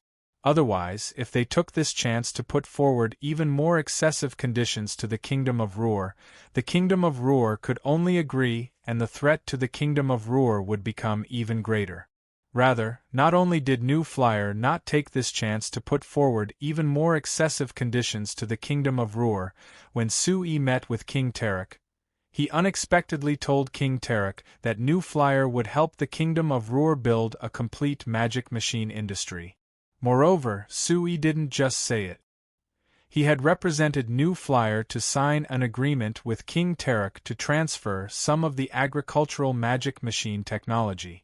At the same time, Sui also said that New Flyer would help the Kingdom of Ruor build 2 agricultural magic machine factories, helping the Kingdom of Ruor have the ability to produce agricultural magic machines. King Tarek almost couldn't believe his ears when he heard this sudden happiness. Just why was this? What did New Flyer want to do? Just what did Sui want from the Kingdom of Ruor? King Tarek had countless questions in his mind, but this didn't affect him from signing this technology transfer agreement with New Flyer on behalf of the Kingdom of Ruor. After all, there was no problem with this agreement, there were only benefits to the Kingdom of Ruor. After the agreement was signed, New Flyer's powerful actions were immediately displayed. In just half a month, New Flyer had given all the technology to the Kingdom of Ruor. Now, as long as the Kingdom of Ruor made the necessary preparations, the 2 agricultural magic machine factories could begin production. Of course, what King Tarek didn't know was that last month, the Lampari Kingdom had already finished building 3 agricultural magic machine factories and were now in production. At the same time last month, New Flyer's research center in the Lampari Kingdom had cooperated with the Lampari Kingdom's Magic Machine Industry Management Association to create the Lampari Magic Machine Industry Academy. What King Tarek was clear on was that the Kingdom of Ruor couldn't resist the New Flyer at all. This was because the only place in the Kingdom of Ruhr that wasn't completely blocked by the Kanla Empire was the sea route through Nissi Harbor that led to the other parts of the continent. The reason why this sea route could remain open was because the New Flyers transport fleet was using this route. As for the New Flyers fleet that had clearly caused the Kanla Empire's navy to suffer a large loss, the Kanla Empire's navy still ignored the New Flyers fleet and charged through the sea, not stopping them at all. This was something that King Tarek couldn't understand no matter what. Chapter 9:14. The endless sea in early spring was probably the most gentle time of the year. Today was also the same as usual. The sea was calm and tranquil. It was an extremely suitable weather for sailing. There was a fleet of 7 large transport magic ships and 20 guard ships that was quickly moving through the southern seas of the Kingdom of Ruhr. This fleet came from the second fleet under the New Flyer. Other than the first fleet led by Narvel, this was the largest fleet under the New Flyer.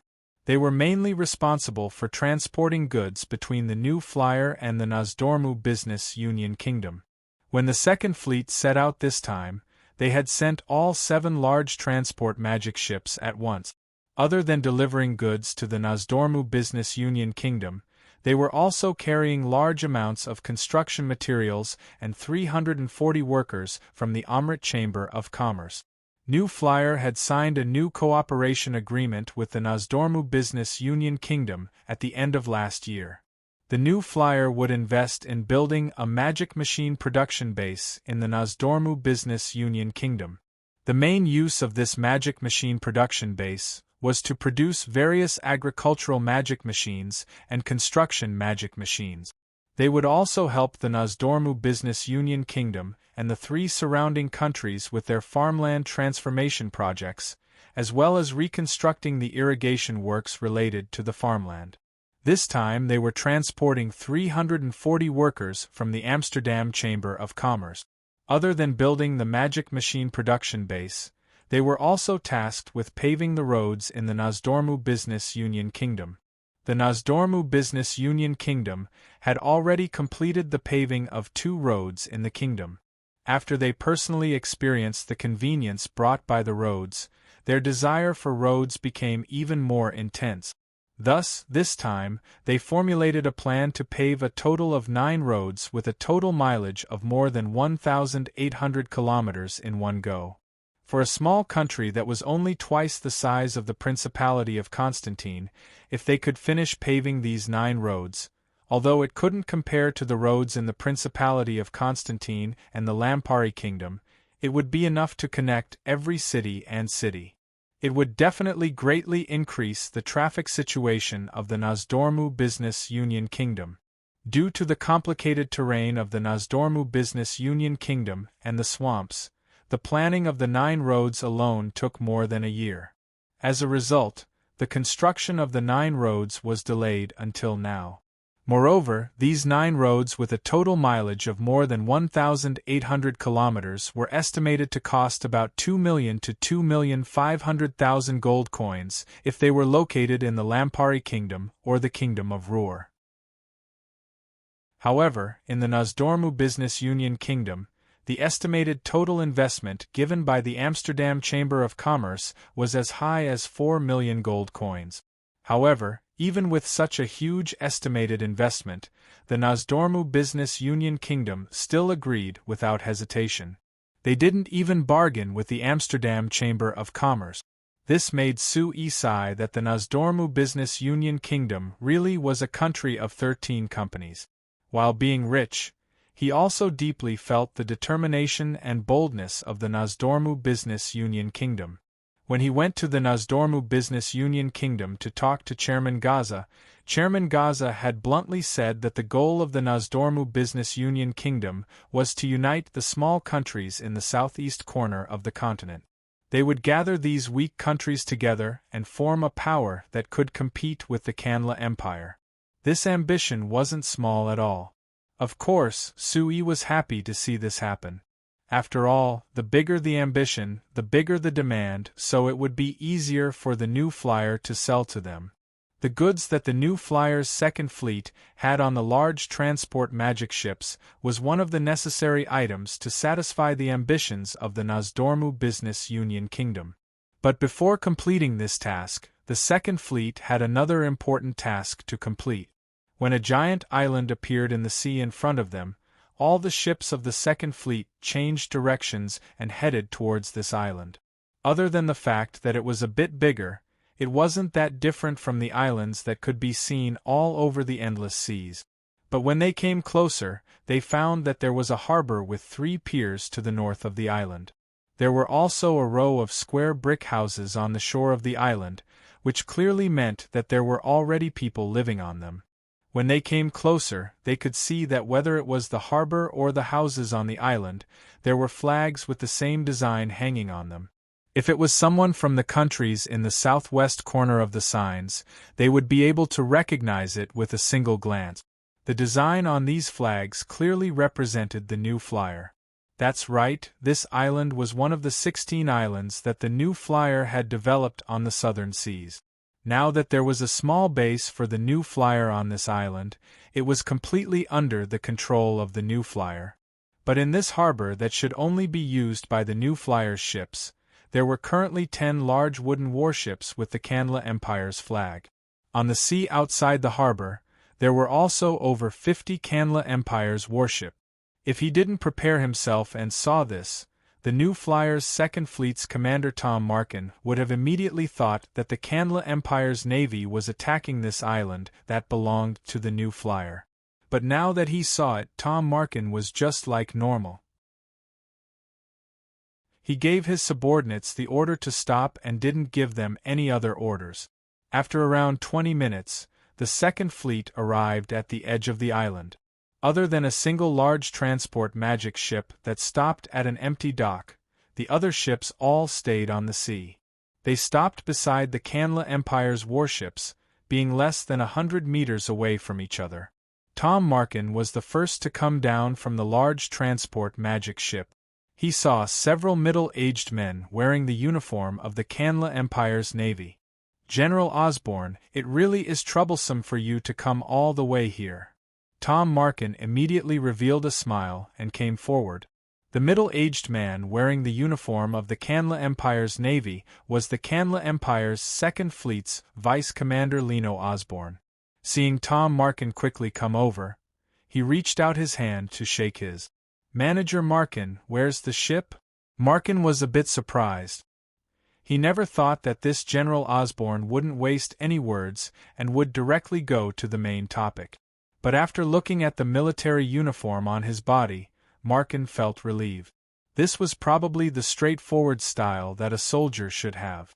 Moreover, the deal between the New Flyer and the Canla Empire had already been settled, so all the negotiations had come to an end. There was no need for both sides to talk. Thinking of this, Markin turned with a smile to point at the ships parked on the sea behind him. "They're parked there. General Osborne, have your people check them. If there's no problem, you can confirm the goods and then send people to take over." "All right." General Osborne waved his hand at the people beside him. "Go." The 2 Canla Empire Navy officers beside him went to the dock and boarded a Canla Empire's warship. The warship started and headed towards the guard ships of the New Flyer's second fleet. Seeing that the ships of both sides had begun to make contact, Markin withdrew his gaze from the sea and made an inviting gesture to General Osborne. "General Osborne, it should take some time for them to check. Why don't we sit down and have a chat? It just so happens that the chairman asked me to bring you a few words." "Chairman Sue?" Osborne narrowed his eyes slightly, thought for a moment, then nodded and sat down with Markin in a small room by the dock. "Tell me, what message did Chairman Sue ask you to bring?" As soon as he sat down, Osborne asked immediately. Although the time he had contact with Osborne was short, Markin had already grasped his temper.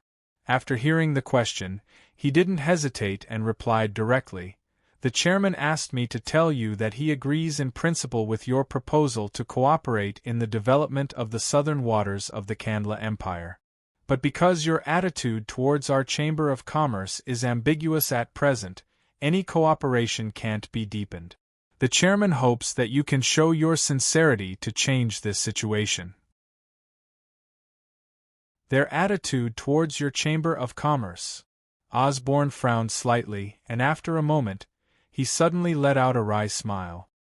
He knew very well that in the sentence Sui asked Markin to pass on, the your side didn't refer to their Canla Empire Navy, but the entire Canla Empire.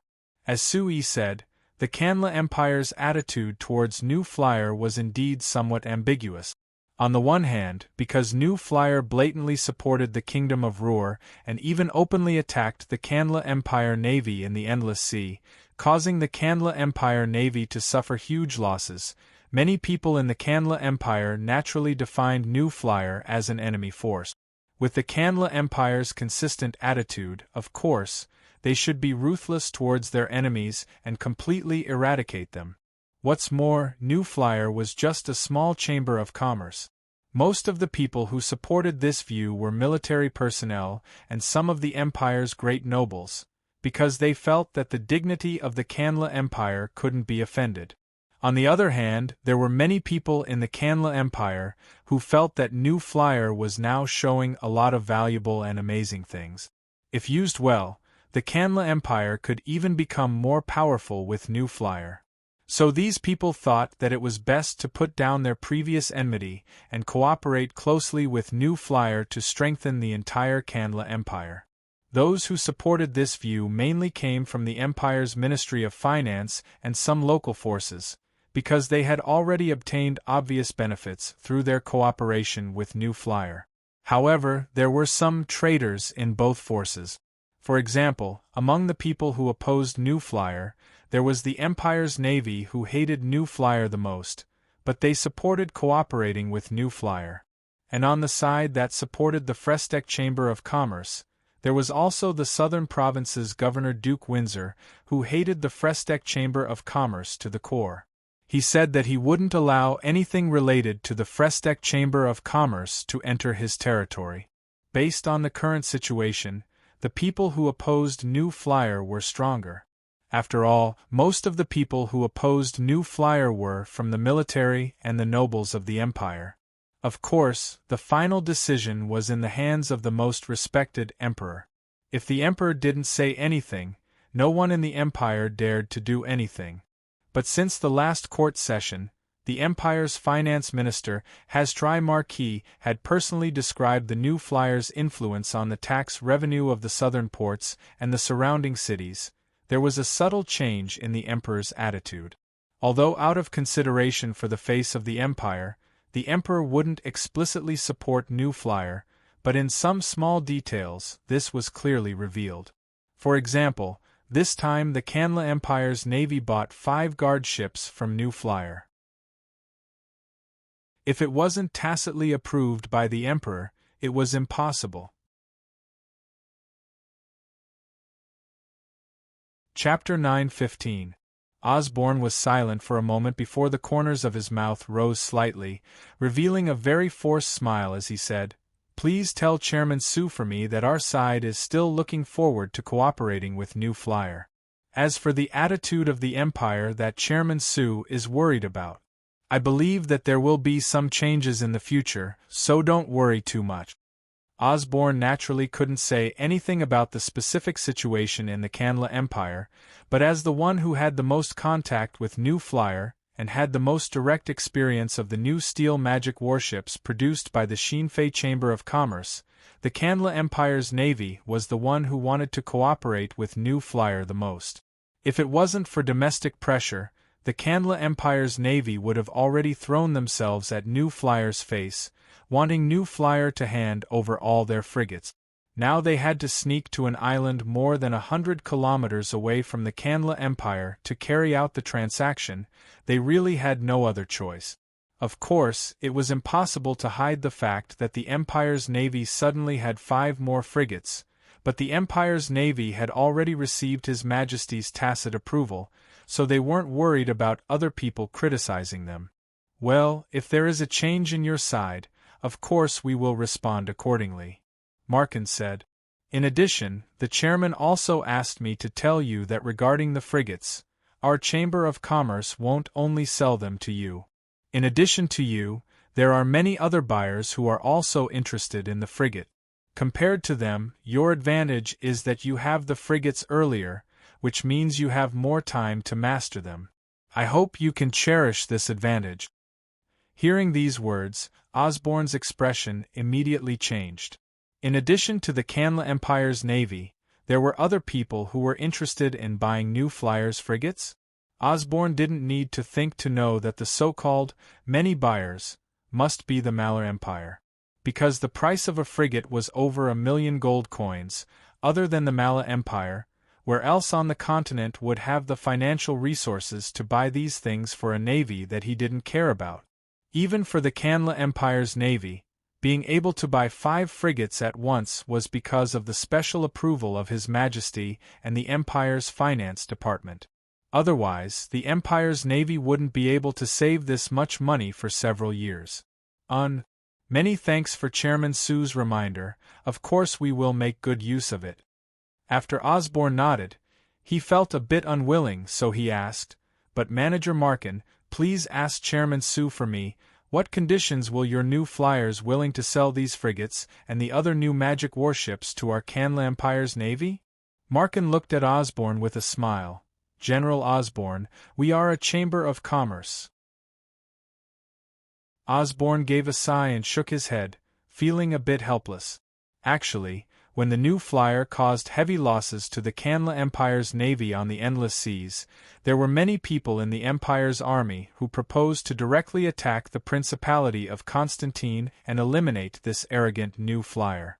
But after the army's staff carefully studied it, they found that it was impossible to attack the Principality of Constantine. First, if they attacked from the land, because the Principality of Constantine and the Canla Empire were separated by the Kingdom of Ruhr, if they wanted to attack, they had to first get rid of the Kingdom of Ruhr. But after the 2 consecutive defeats, everyone in the army knew that the Kingdom of Ruhr was a thorny hedgehog. It wasn't easy to touch it.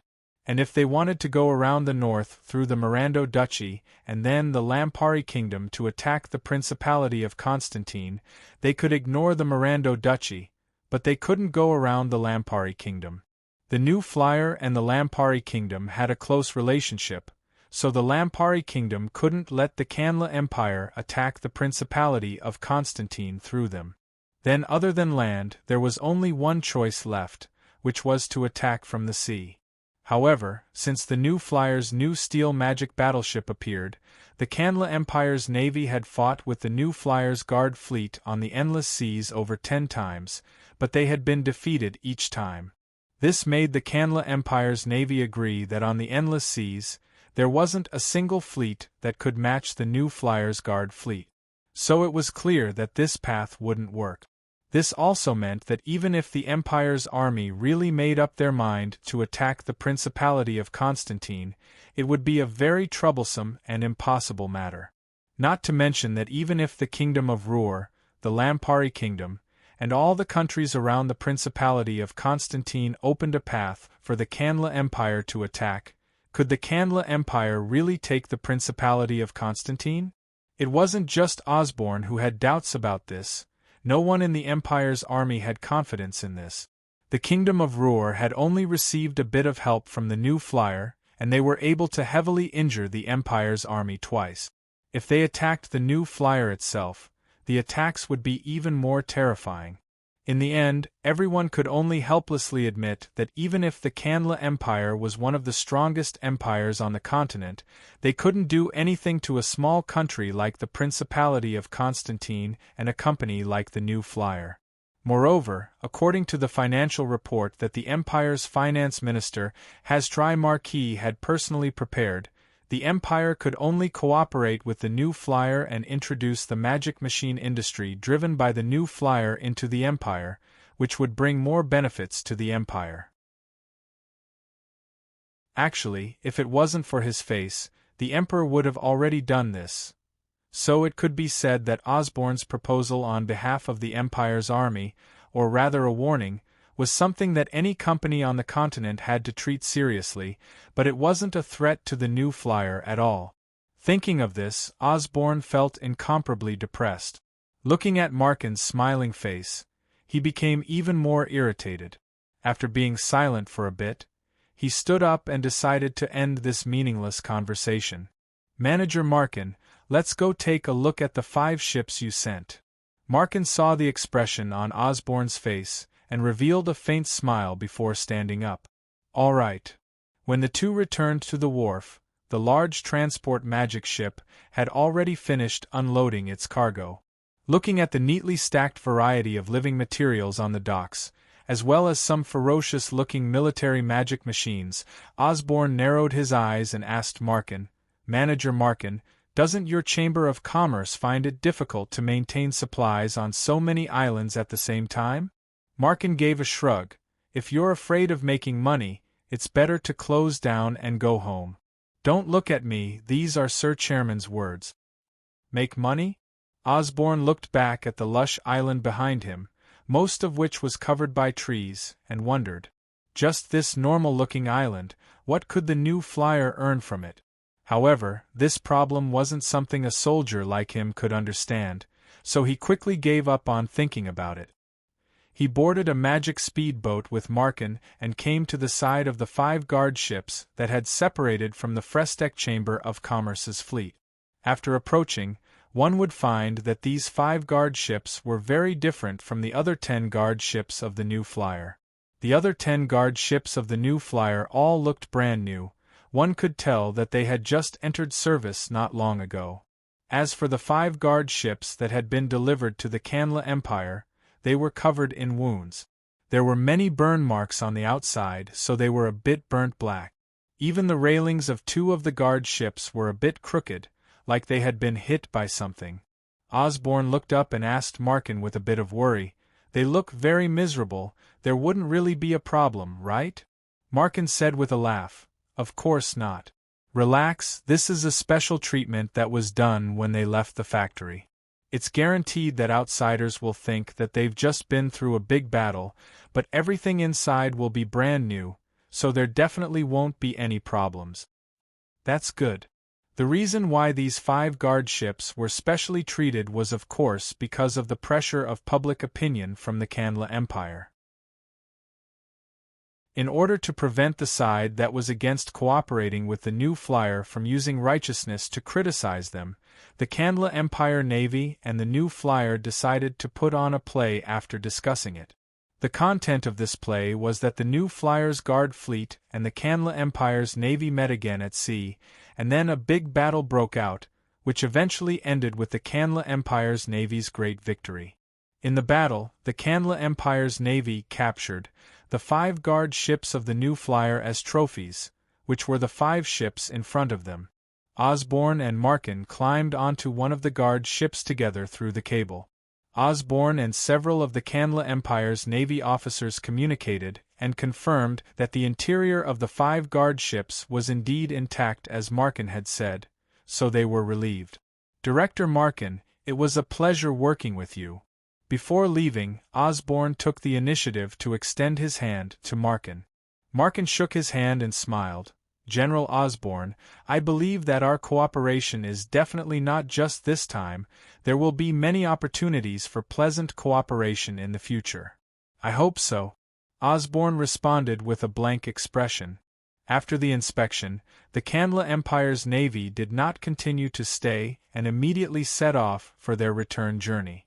Early the next morning after they left, Markin also led the new flyer's 2nd fleet away from the island and once again embarked on a long journey to the Nozdormu Business Union Kingdom. On the surface, the transaction between the two sides on this island on the endless sea was like a wave in the endless sea. After rolling for a while, it was silent. Chapter 9:16. Compared to the secretive cooperation between the Canla Empire's navy and the new flyer, which could even be considered sneaky, the other Empire of Signs was much more open. The new flyer's first fleet's exploration of the northern seas ended when they arrived at Statham Harbor. This meant that there was finally a sea route between the Principality of Constantine and the Mala Empire. After entering spring, the ice in the northern seas gradually melted. The new flyer's first fleet that had been in Statham Harbor for close to 2 months brought large amounts of ores from Statham City and the surrounding areas back to the Principality of Constantine. After the new flyer's first fleet left, there was a motorcade of large transport magic cars and traditional horse carriages that headed to the north of the Mala Empire. Most of the goods in this motorcade came from the New Flyer and the other magic machine companies that had invested in the Mala Empire. A small part came from the large Mala Empire companies, as well as the nobles of the Mala Empire led by the Marquis of Southgard. According to the plan drawn up by the New Flyer, in the next few years, they would use the Northern Sea Route to build a new magic machine industrial base around Statham Harbor, transferring goods through Statham Harbor. The Marquis of Southgard and the other nobles of the Mala Empire were very interested in this plan, so they joined in after being invited by the New Flyer. Manager Hogan, this place is just too barren. Not only are there few people, there are few resources and it's so cold that people can't stay outside at all. Why is your New Flyer interested in this damn place? Hogan turned to look at Viscount Seymour Macaros, who was wrapped in a fur coat and only half of his face could be seen. He thought to himself that the chairman's evaluation of this fellow was not wrong at all. This fellow was simply a good-for-nothing. It was already early spring, and even if Statham City was in the northernmost part of the continent, it was already past the coldest winter. There was even a bit of warmth coming from the sun above, but this fellow was still afraid of the cold like this. He really was useless. Looking at Baron Franklin Southgate standing straight beside him, he was only wearing a thin coat with a thin sweater underneath. He didn't show any fear in the cold wind, rather he had an excited and expectant look on his face. The smile on his face was as bright as the sun shining down from above. The Marquis of Southgard and Duke Macaros were good friends, so why was there such a clear difference between their descendants? This really made people wonder if there was a problem with the education of Duke Macaro's family. Lord Viscount, this place just looks barren, but according to the Dwarven investigation team our company sent out, just in the area under Statham City's jurisdiction, there are 2 large iron mines with excellent mineral deposits. There is also a good copper mine and non-ferrous metal mine. Adding in the 2 magic crystal mines under our eyes, the mineral resources here aren't barren at all. Seymour raised his foot to tap the ground that had softened a bit because of the spring breeze, as he revealed a look of disbelief. In this broken place, there are actually rich mineral resources under it? Why can't I see it? Hogan rolled his eyes at Seymour in his heart. He thought that for a playboy noble like you, how could you compare to a professional dwarf master in mineral exploration? Of course, he still had a smile on the surface. When the professional mining magic machines arrive in a few days, you'll be able to personally see them open the mine. Seymour gave a large yawn into the sky before waving his hand. I'm not interested in seeing you mine. Tell me, when will Statham City's running water be ready? Franklin and I might have to stay in this damn place for 2 years. If we don't even have running water, we'll go crazy. Franklin on the side looked away from the sea and the harbor before saying with a faint smile, Seymour, before the New Flyer appeared, we never had running water, but we still came here. Che before is before. I could only hide in the villa on the mountain when it was hot in the summer, but now that I have the magic air conditioner, I can stay wherever I want. I'm not even afraid of winter. After saying this, Seymour paused before turning to ask Hogan, That's right, Hogan, let's not talk about those professional mining magic machines. Can you give me a few magic air conditioners first? Otherwise, the weather will become hot in a few months and I can't take it without a magic air conditioner. This is a small problem, the Lord Viscount doesn't need to worry. Hogan said with a smile, Actually, solving this problem is a bit related to the question you just asked me. Our New Flyer is already prepared. It wasn't just Seymour, even Franklin looked over with an interested look. How is it related? You just said that not only is this place barren, because of the cold in the winter, people can't take it? Hogan asked with a smile. That's right, what about it? Could it be that your company has a way to solve this problem? Of course, Hogg replied confidently. Hogan said with a confident voice, Sir Chairman has already considered that this place is too cold and winter will affect the progress of the factory, so we have already planned this ahead of time. When our company is building the magic machine industrial base here, we will use the geothermal energy here and our company's newly developed magic machine heating system to provide the entire magic machine industrial base with winter heating. It will ensure that the people living and working in the magic machine industrial base won't be affected by the cold and can focus on their work. Seymour and Franklin looked at each other in blank dismay. Magic machine heating system? What is that? This. It's very troublesome to explain it in detail, the two of you. Then I'll explain it briefly. Seymour waved his hand impatiently. To put it simply, the principle of this thing is the same as the magic air conditioner. It uses magic to generate heat and then uses machinery to transfer the heat to where it needs to be, changing the temperature. Look, the magic air conditioner is this direct. All right, I got it, there's no need to say anything else. Ricardo waved his hand to cut off Hogan's explanation. After giving another yawn, he turned to Franklin and said, I woke up too early today, so I'm very sleepy. Franklin, watch over this place for now, I'll come back after sleeping for a bit. Franklin nodded with a faint smile. All right, you can go. Seeing Seymour get into his beloved flame-red magic sedan and drive off, Hogan couldn't help knitting his brows. Seymour and Franklin were here because they were the representatives of the Marquis of Southgard and Duke Macaros. If they were willing to cooperate with the powerful influence the Southgate family and the Macaros family had in the Mala Empire, many things would become much easier. But now that Seymour was lazy and didn't want to care about anything, it really gave Hogan a headache. Manager Hogan, Seymour has hated trouble since he was young, so you don't need to care about him. If you need our help with anything, you can come find me. Franklin suddenly said. Hogan turned to look at Franklin and smiled from the bottom of his heart. It was a good thing that other than Seymour there was also Franklin. Compared to Seymour, Franklin was also a noble.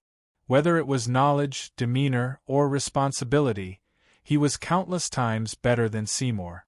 When the Frestec Chamber of Commerce established the magic machine industry base on Marquis Southgate's territory, it was said that Franklin had represented Marquis Southgate in contacting the Frestec Chamber of Commerce and the other companies.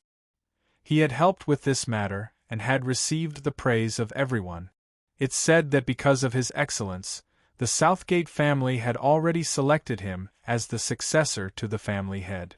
Now that the Marquis of Southgard had sent him here, it could be seen how important this magic machine industrial base was to them. Of course, the Marquis of Southgard had invested 1,400,000 gold coins in this base, so it was normal to place some importance on it. All right, Lord Baron.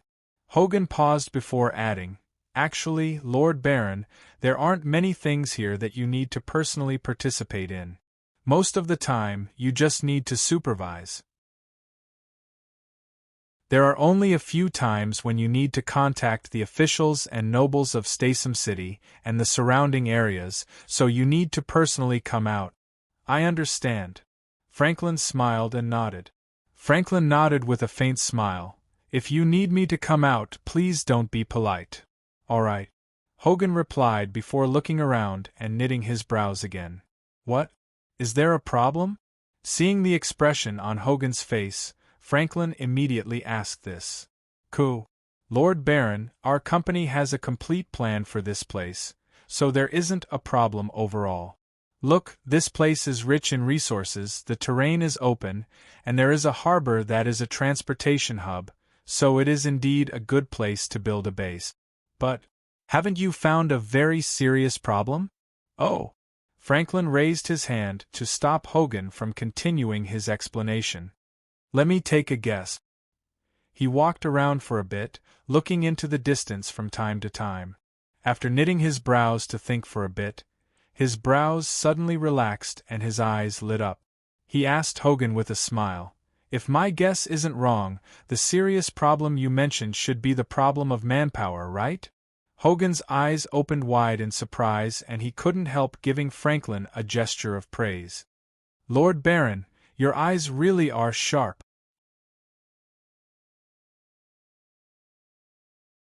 Chapter 9:17.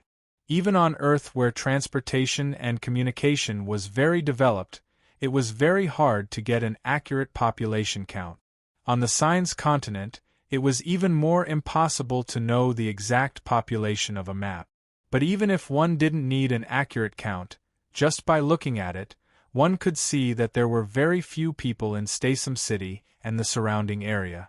Looking around, other than the outline of Statham City that could be seen in the distance, there were only 2 small villages that weren't far from Statham City. According to the data provided by Statham City's City Lord Count Hughes, there were around 50,000 citizens of the Mala Empire under Statham City, which was even worse than Banta City in the beginning. But Statham City was already the largest city on the northern coast of the Mala Empire, so it had the most people. Even Statham City only had 50,000 people, so there were even fewer people in other places. Lord Baron, according to the plan, after this base is built, the factories will need over 200,000 workers. But Statham City only has 50,000 people, and there are many old and weak people who can't work, so it can't meet the demand at all. Hogan said in a helpless voice. This is indeed a very serious problem." Franklin stroked his chin that had just grown a soft beard, and after thinking for a bit, he continued, "But this problem isn't that hard to solve. We can open up recruitment in the Empire. I think that as long as they know that there are good jobs that can earn quite a bit of gold coins a month, there will be many people willing to come." "That might not be the case." Hogan shook his head. "The environment here is far worse than the inland, especially the winter temperature. It is simply unbearable. Even if our company has made all the preparations, we can't eliminate this worry for everyone. Moreover, the most important problem is, this will make them leave their homes, which is something that many people aren't willing to accept." Franklin knit his brows. "That's right, for the citizens of the Empire, staying in their homes is more important than anything else. Unless it is absolutely necessary, no one is willing to leave their homes." Hogan coughed lightly and said, Lord Baron, of course, it is not completely impossible. It all depends on whether you and Lord Marquis can make up your mind." Franklin looked at Hogan in surprise. He blinked and instantly understood what Hogan meant. "What? Do you want us to help you forcibly relocate some people from the Empire? This is very difficult." No. I never said that. Lord Baron, please don't misunderstand." Hogan waved his hand. "My meaning is, can we use the relationship of your Southgate family and the Makaros family to buy some slaves as workers?" "Slave?" Franklin was surprised. "Do you think these lowly people can handle the complicated work in the factory?" Actually, when our Chamber of Commerce was first established, due to the lack of manpower, we used many slaves as workers. They might not be able to handle the complicated work, but they can handle the ordinary, repetitive work, Hogan explained. "But slaves?" Franklin frowned and thought for a while before shaking his head. "I'm afraid it's not possible. It's different from before because there hasn't been a large-scale war on the continent in many years, so there are fewer and fewer people who have become slaves. Even our family only has around 1,000 slaves. If we want to satisfy your demand of 200,000 people, I'm afraid it won't be enough even if we add in the slaves of the nobles related to our family." "Is that so?" This was a problem that Hogan never expected. He thought that as one of the 2 empires of the continent, The Malar Empire had a long history and didn't abolish slavery like the Principality of Constantine, so they would have a very large number of slaves. But he never thought that there would be so few slaves in the Malar Empire. It would be hard to even gather 200,000. Hogan couldn't help knitting his brows. It wasn't hard to build a base, but the most important problem was to have the various factories in the Magic Machine industrial base start working. If they wanted to start working, the most important thing was manpower. If they didn't have enough manpower, there was no need to mention anything. Don't tell me I still have to invest more? Hogan sighed in his heart. When they first decided on the plan for the Magic Machine industrial base, New Flyer of course considered the bad environment here, so they had the idea of buying slaves to act as workers. But now Franklin said that there weren't many slaves in the Malar Empire. Moreover, the nobles wouldn't casually transfer their slaves, so it would be even more difficult to gather them. If this plan didn't work, then there was only one way left, which was to increase the investment here and raise the wages of the workers to attract more people to work here.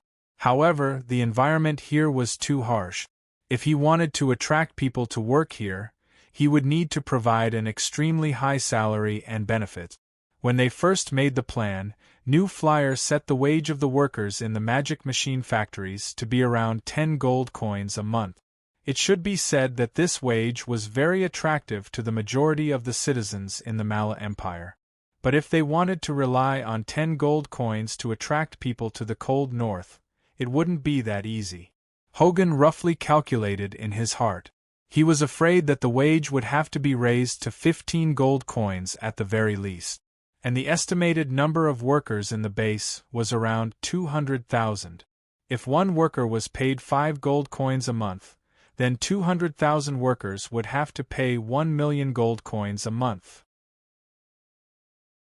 This would greatly increase the investment in the Magic Machine industrial base. It wasn't a result that New Flyer or anyone else who invested in the base wanted to see. That's right. Franklin suddenly clapped his hands. Manager Hogan, actually. Slaves can't appear out of thin air, but we can make them ourselves. Hogan looked at him in puzzlement. Make them ourselves? How? You see, most of the slaves actually came through war. Because there haven't been any major wars in the past few hundred years, there are fewer and fewer slaves. Wait! Hogan couldn't help but raise his hand to interrupt him. Sir Baron, do you want us to take the initiative to start a war? You're joking, right? Franklin laughed and shook his head. Starting a war is too exaggerated, but capturing some people as slaves isn't a big problem. I still don't understand what you mean. Hogan frowned. Do you want us to take the initiative to attack other countries and capture people as slaves? No, if we take the initiative to attack other countries, then we're really starting a war.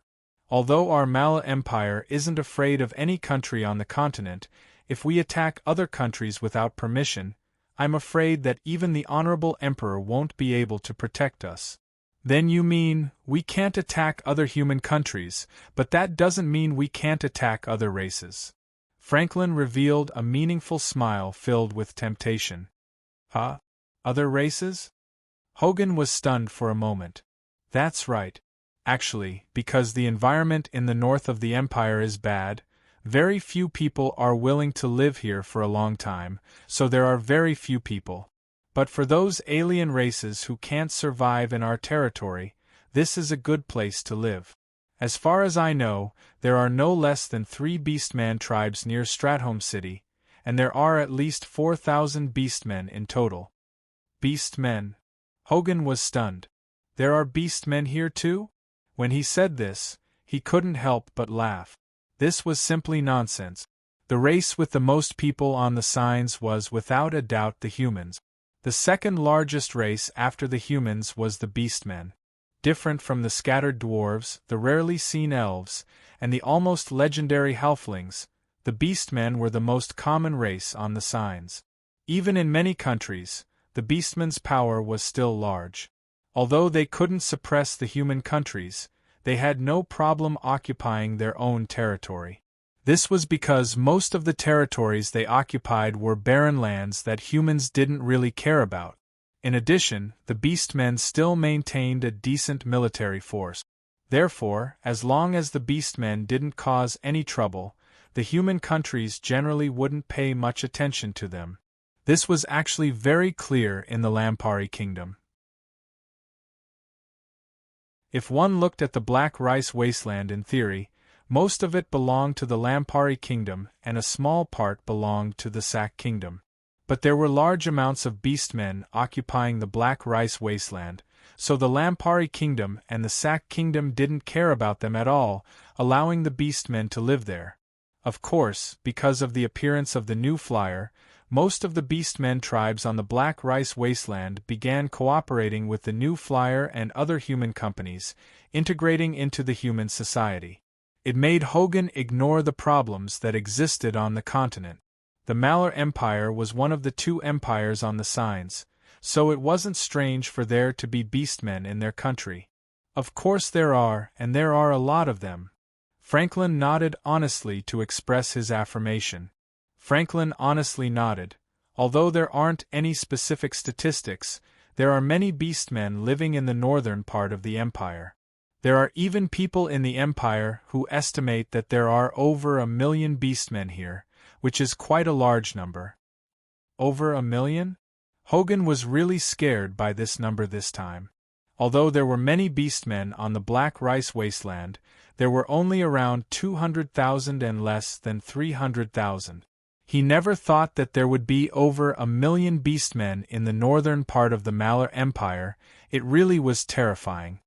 The largest Beastmen tribe, has over 100,000 people. Think about it, if we can capture all these Beastmen as slaves, wouldn't that solve the problem? Franklin's words were filled with enticement. Hogan had seen many Beastmen workers in the new flyer, so he didn't have any resistance to using Beastmen. He couldn't help thinking about it when he heard this, feeling that this was indeed a good idea. But when he calmed down and saw the expectant look on Franklin's face, he thought about it before saying, "This matter is very important, I need to ask Sir Chairman first."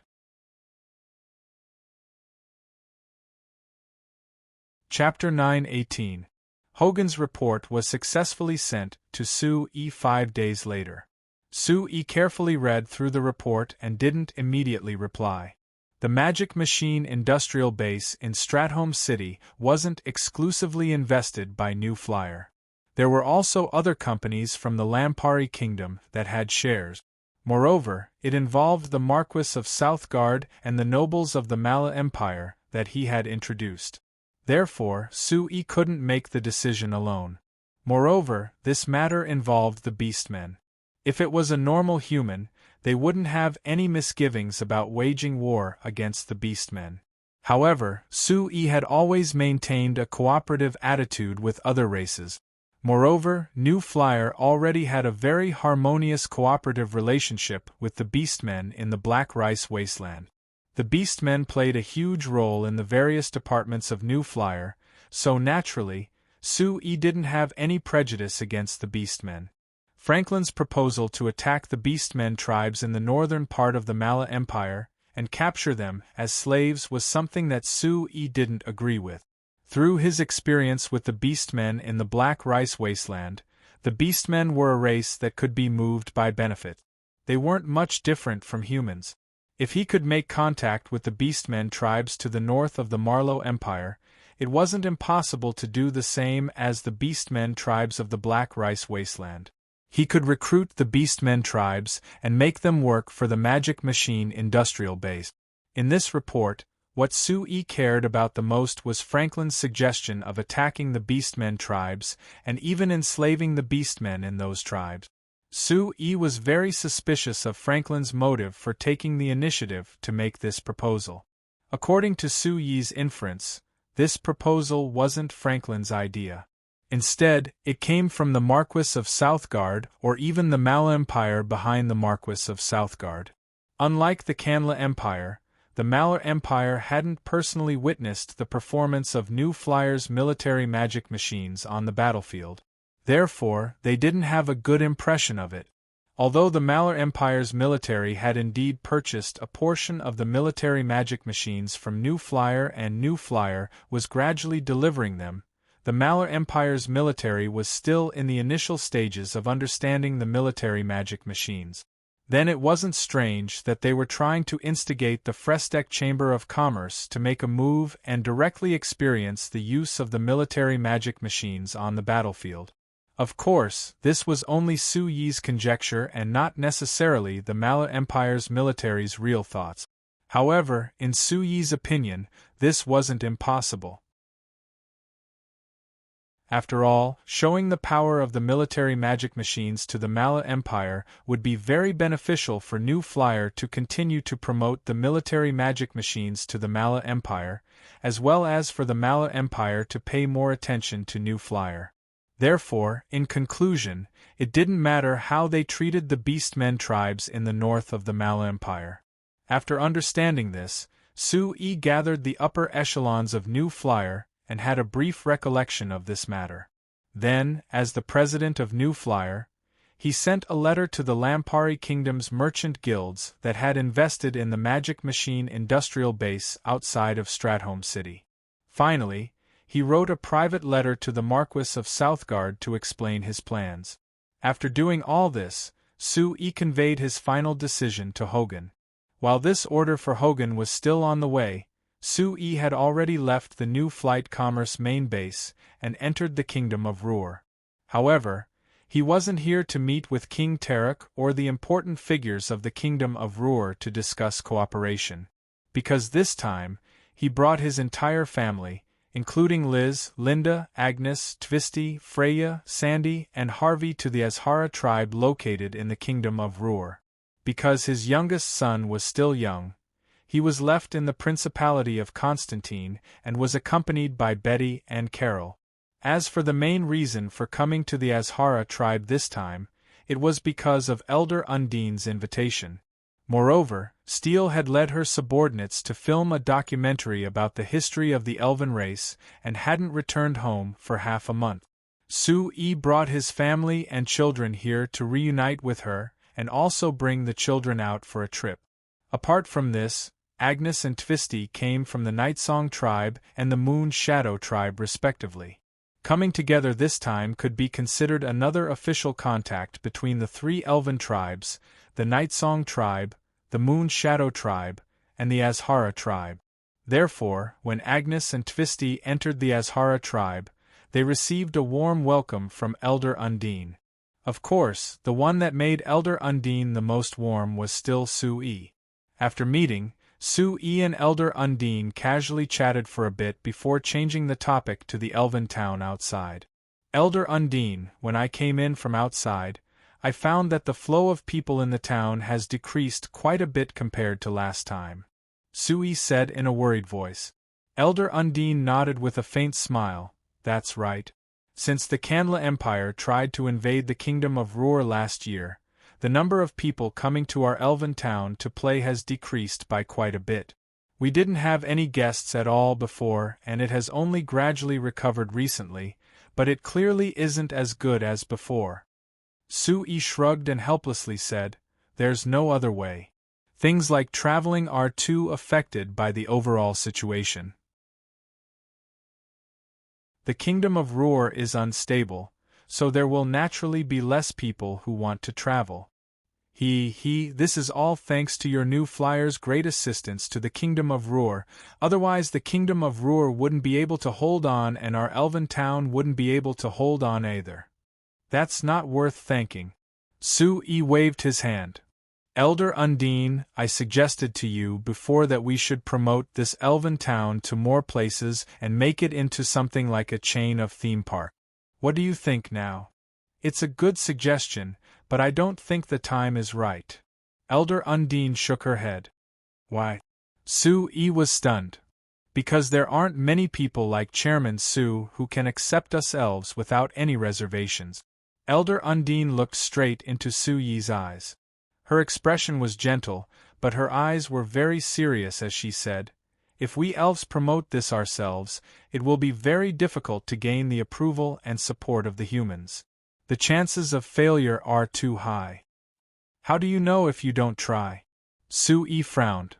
We don't have the capital to give it a try. Elder Undine sighed softly. Chairman Su, after you made this suggestion last time, I've asked around about the price of goods in your human world. I've found that if you want to build an elven town in another place, you'll need to invest at least 700,000 gold coins. Although our tribe has made some money recently, it's far from enough to invest in this. Money is not a problem. Sui shook his head. As long as you are willing, you can ask New Flyer for financing or direct loans at any time. I promise to help you to the best of my ability. No. Elder Undine shook her head softly. We elves don't like to owe people things, especially humans. Sui helplessly rolled his eyes. Elder Undine, I thought that you were a very open-minded elven elder, so why do you still have such rotten ideas? You have to know that the Nightsong tribe and the Moon Shadow tribe have asked our New Flyer for a lot of help in the beginning. Elder Elucia and Elder Lysania didn't oppose this at all. So that's why they sent Agnes and Twisty to your side, right? Elder Undine revealed a faint smile. Don't argue. If it wasn't like this, do you think our elves would easily accept marrying humans? Sui could only be speechless at this. It seems like Elder Undine had a deep misunderstanding about Undine and Twisty marrying him. But her words weren't without reason. Agnes could be said to have been in contact with him for a long time. They had feelings for each other, so they were willing to marry. Twisty was clearly sent to his side by Elder Lysania, and when he proposed marriage to Elder Lysania didn't hesitate at all. It could be seen that her original idea was for Twisty and Sui to marry. Other than the problem of funds, the most important problem is your New Flyer. Elder Undine then said, Is there a problem with our company? Sui asked in a curious voice. It's not that there is a problem with your company's ability, but rather, your company isn't strong enough right now. Elder Undine explained. Chairman Su, you can be considered one of the few humans that I can trust, so I can cooperate with your New Flyer to create the Elven theme park chain you mentioned. But the places where your Frestek Chamber of Commerce has influence right now are only the nearby 2 or 3 countries. And in the other countries, your influence is far from enough. So you don't think it's safe to open this theme park in other places? Sui then asked. Yes. You humans are very fickle. If you open a theme park in another country, you could encounter a crisis at any time.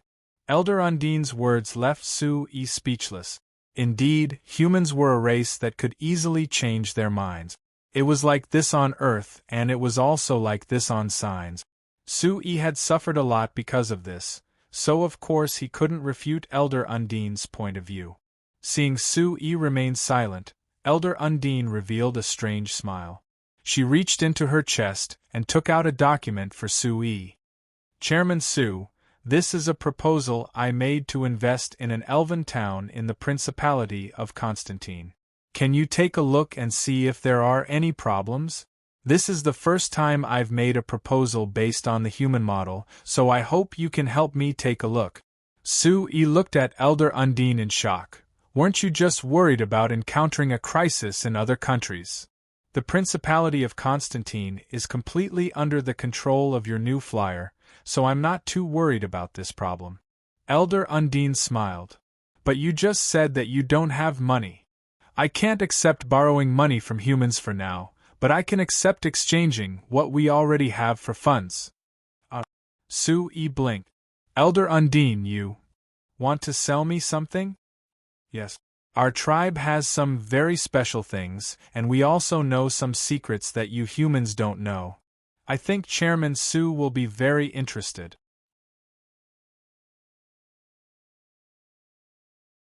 Chapter 9:19. The hazy moonlight passed through the layers of leaves outside the window and entered the treehouse, sprinkling a few spots of light on the bed that weren't dazzling. Sui was holding an irregular hexagonal crystal in his hand. He looked at it under the moonlight with a look of doubt. Hey, Sui, what is this thing? Steel on the side asked in a curious voice. Elder Undine said that this is a very special magic crystal. The magic power contained within it far surpasses that of ordinary magic crystals. I tested it in my hand and found that this magic crystal indeed has a lot of magic. It's even more exaggerated than the high-density magic crystals our company produces. Sui replied. Steel reached out a finger to touch the magic crystal and sent out a trace of magic to investigate it. She found that the magic inside the magic crystal was very rich. It was completely different from normal magic crystals. This thing is very strange, but it shouldn't be worth 30,000 gold coins, right? Steel still had a look of confusion. It's just a magic crystal. Even if it has a lot of magic, what use is there? It might not even be enough to support you casting a 9th grade spell. If it was just to support me casting a 9th grade spell, I wouldn't be willing to spend 30,000 gold coins to buy it from Elder Undine.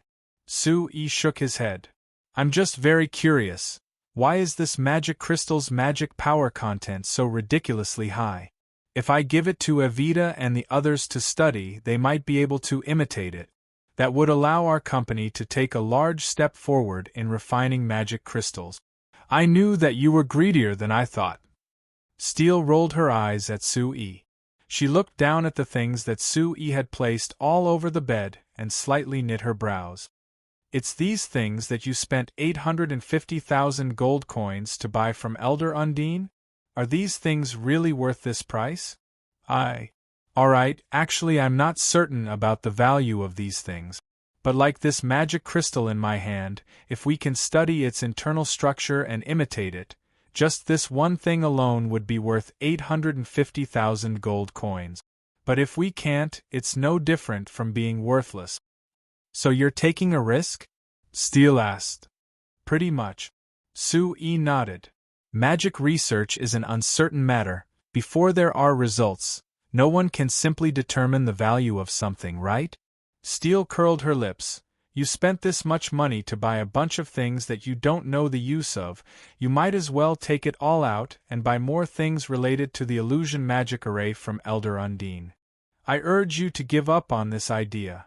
Sui looked at Still and helplessly spread his hands as he said, I've talked to Elder Undine, and she clearly said that illusion magic is a special magic of the elves, so she won't easily give it to humans. Wouldn't easily give it to humans? Steel raised her brows. That means there's still a chance of giving it to humans? Yes. Elder Undine said that because the illusion magic is magic unique to the elves, no matter what the illusion magic is used for, they have to participate in it. So you understand what she means? So it's like this. Steel slowly let out a breath. After being stunned for a bit, she suddenly revealed a bitter smile. I always thought that Elder Undine was as elegant, noble, and gentle as the rumors say, an elven elder that everyone respects from the bottom of their hearts.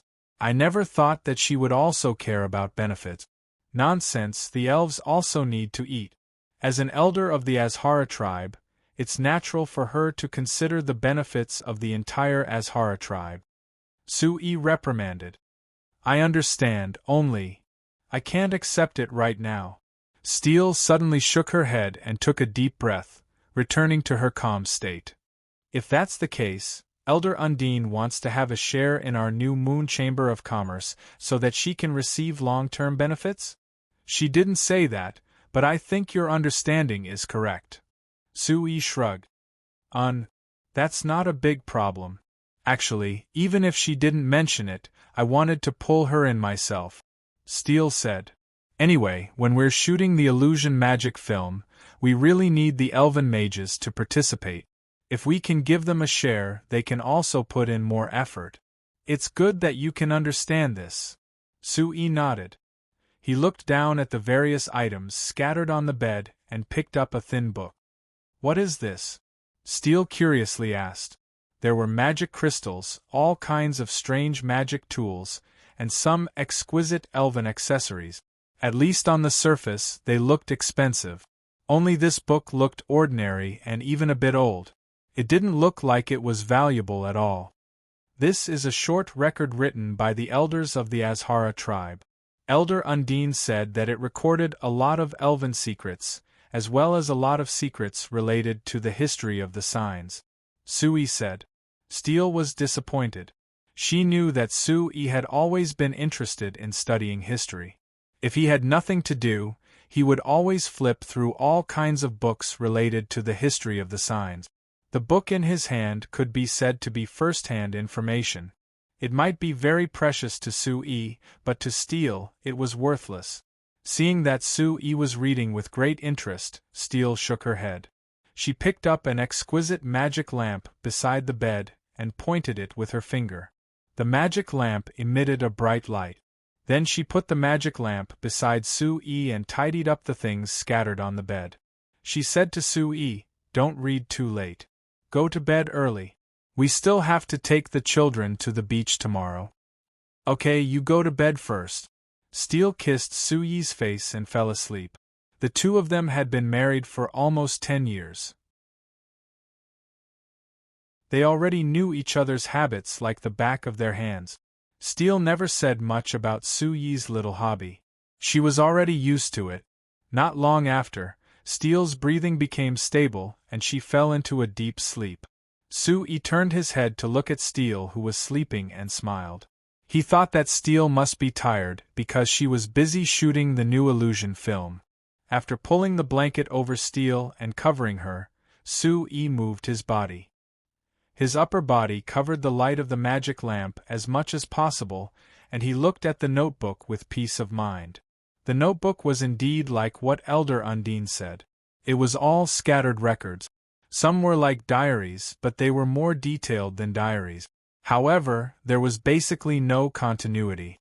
The earliest record could be traced back to more than 7,000 years ago, when the elves still ruled this continent. The latest record was added by Elder Undine today. It described that she sold some unimportant things in the Azhara tribe to Sui and received 850,000 gold coins from Sui. From this point of view, the things recorded in the notebook should have a greater impact on the entire Azhara tribe. Through these recorded events, Sui could roughly deduce the history of the Azhara tribe for the past thousands of years. Combined with the history of the signs that Sui had studied before, the history of the signs was relatively clear, and there were not many messy places. However, the things recorded in the notebook were from the perspective of the elves. It was slightly different from the records of the signs that Sui had read before, which were described from the perspective of the humans. For example, the humans' description of the racial war 3,000 years ago was that the humans and the other races on this continent were not satisfied with the elves' exploitation of their own race, so they rose up and resisted. However, the description in the notebook only stated that the other races gradually became stronger, so the elves were replaced. This was a very normal thing, like flowers blooming and withering, and all living things growing and withering. One of the notes piqued Sui's interest. It was also a reflection on the racial war. In the previous notes of the elders, it was stated that the elves had declined, and the humans had risen. Therefore, it was natural for the humans to replace the elves as the masters of this continent, and it was not strange at all. However, this notebook had a deeper reflection on this result. In this note, the elder of the Azhara tribe who recorded this said that the reason why the elves declined was entirely due to their nature of not wanting to make progress. The innate talent of the elves determined that the elves would be stronger than most of the other races on this continent after they were born.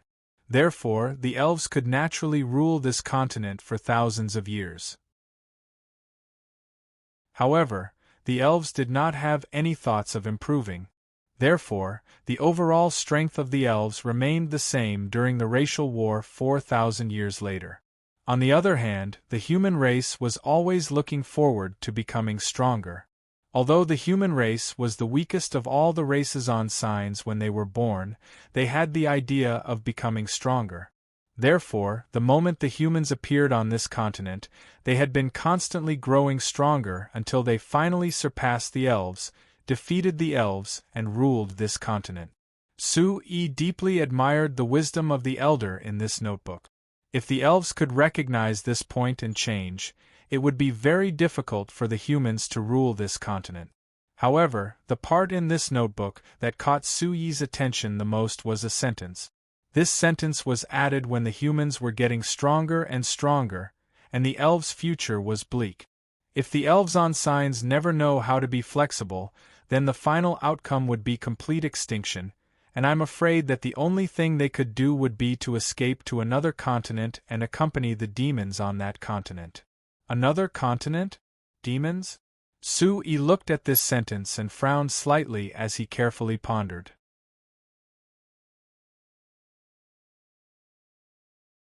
Chapter 920.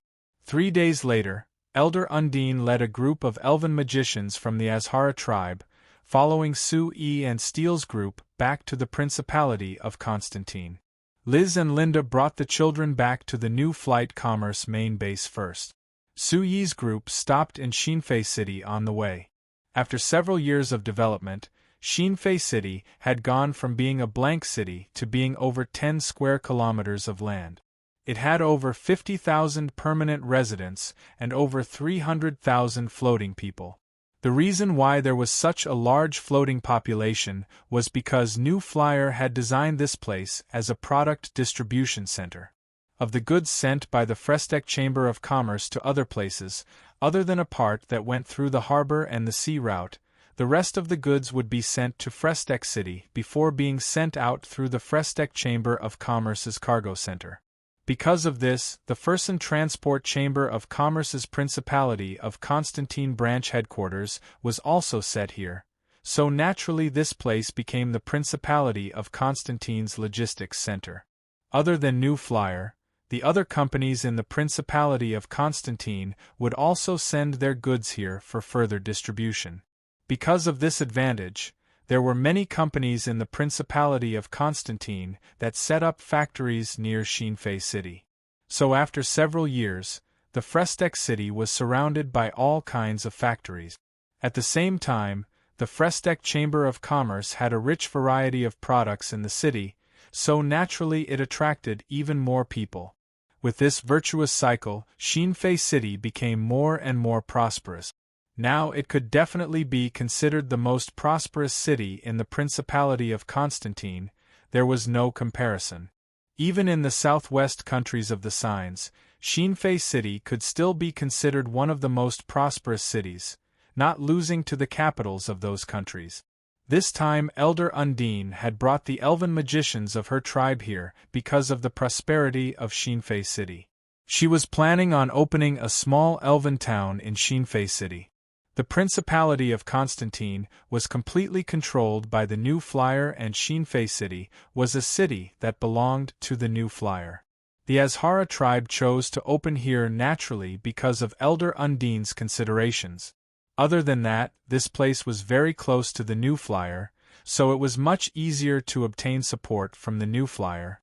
As for bringing the elven magicians of the Azhara tribe, it wasn't for this matter, but rather to cooperate with the New Moon Chamber of Commerce's plan here.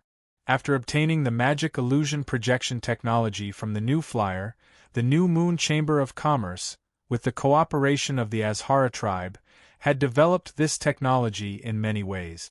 It was no longer limited to just shooting illusions. This time, Steele planned to use Shinfei City as a pilot project to open a New Moon Entertainment City. The main purpose would be to broadcast illusions, while supporting the filming, production, and renting of illusions. At the same time, it would satisfy the needs of all kinds of companies to advertise illusions. In addition, as the Magic Research Institute of New Flying Chamber of Commerce's research on illusions matured, the Magic Resonance Technology Research Group under Akali combined the Magic Communication Network technology with this technology, making it possible to project illusions from long distances. This was almost equivalent to the television signal transmission on Earth. It could be said to be an epoch-making invention. But this world didn't have any concept of this new form of entertainment, so it couldn't create too much of a stir with just empty words. Therefore, Steele decided to invest in this new entertainment center in Shinfei City. Using this new technology, they would be able to project illusions in real time to all the families that bought the magic illusion projectors. If it went smoothly, according to Su Yi's estimates, this new Moon Entertainment Center could become the first television station on the continent. It wouldn't be an exaggeration to say that this would have a disruptive effect on the entire science entertainment industry. Of course, the reason they chose to set up the first one in Shinfei City was because Shinfei City was the city with the most magic illusion projectors in the signs. According to the statistics, the new flyer had already sold over 30,000 magic illusion projectors in Shinfei City. As long as it was a permanent resident of Shinfei City, almost every family had one. Even if it was a floating family, as long as they could afford it, they would also buy one. The new Moon Chamber of Commerce had been experimenting with renting illusions in Shinfei City 2 years ago. After 2 years of development, it had already become one of the most popular entertainment programs in Shinfei City. It was very popular. The new Moon Chamber of Commerce's financial report last year showed that a quarter of their annual profit came from renting illusions. With all the above factors, Steele decided to accept Su Yi's suggestion and expand this business in Shinfei City. This time the elven magicians of the Azhara tribe came to cooperate with the new Moon Chamber of Commerce's plan. They planned to increase the number of illusions as the first step, then popularize the renting of illusions, while also building up the new Moon Entertainment Center. Of course, whether it was the Azhara tribe or the new Moon Chamber of Commerce's plan, although it was related to Su Yi, it was far from what he cared about. Su Yi also came to Shinfei City because of another plan that involved the new flyer, or even the entire Shinfei City. You want to move the goods distribution center away. The manager of the new flyer's goods distribution center, Ozil, looked at Su Yi in shock, not daring to believe his own ears. Sir Chairman, why do you want to do this? Everything is going smoothly in Shinfei City's goods distribution center. There aren't any problems. Su Yi smiled and raised his hand to signal him to calm down. Then he looked around at everyone in the room and said, I don't think there are any problems with your work.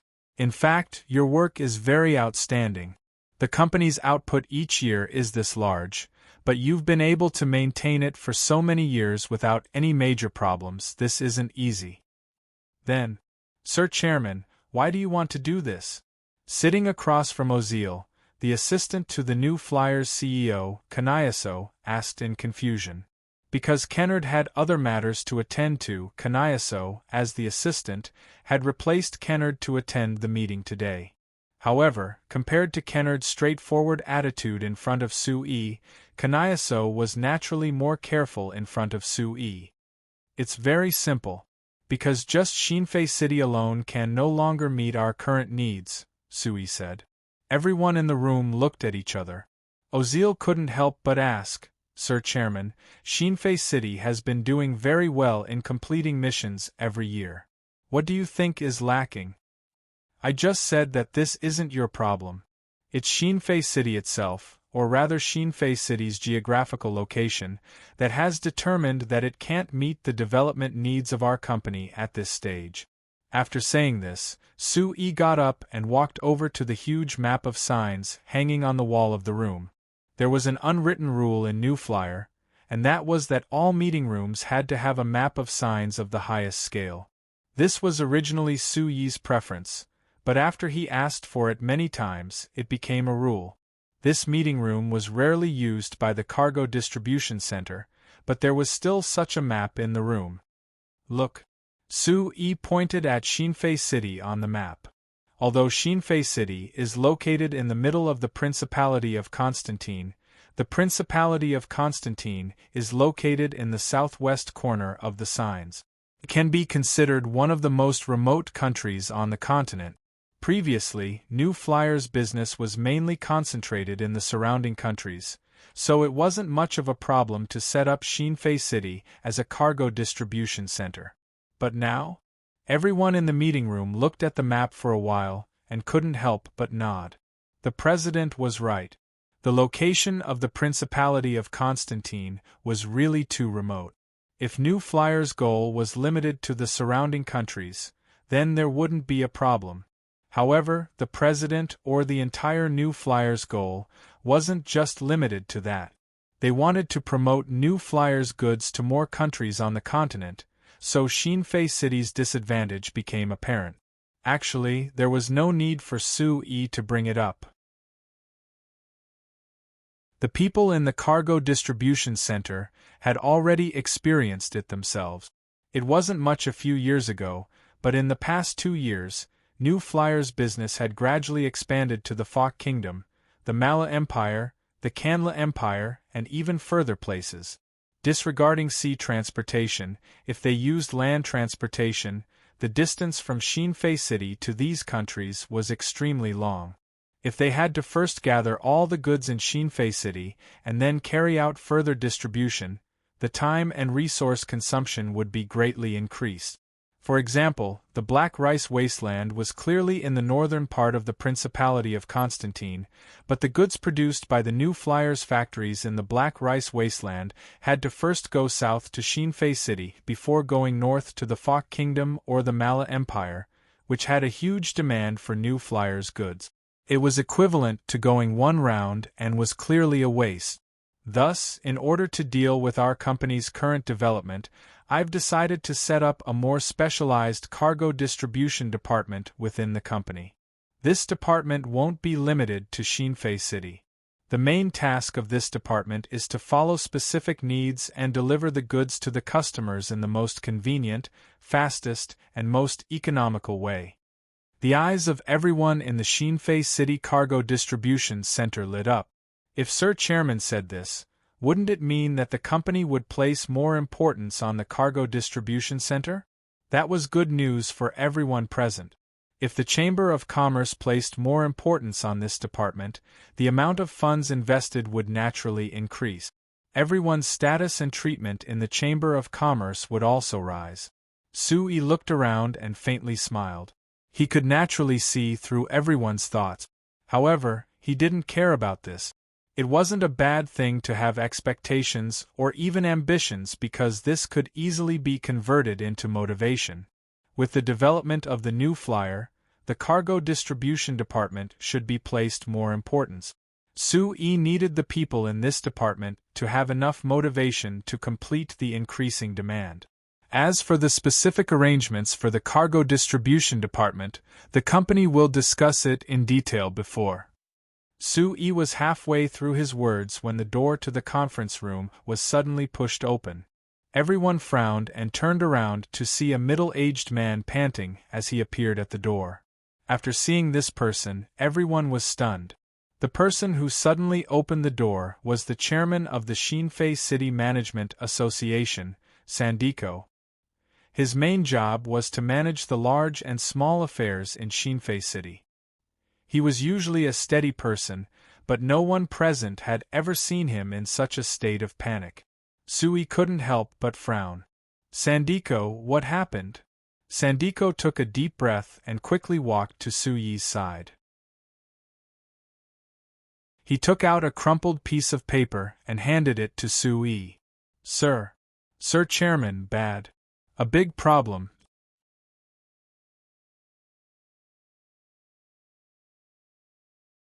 Chapter 921.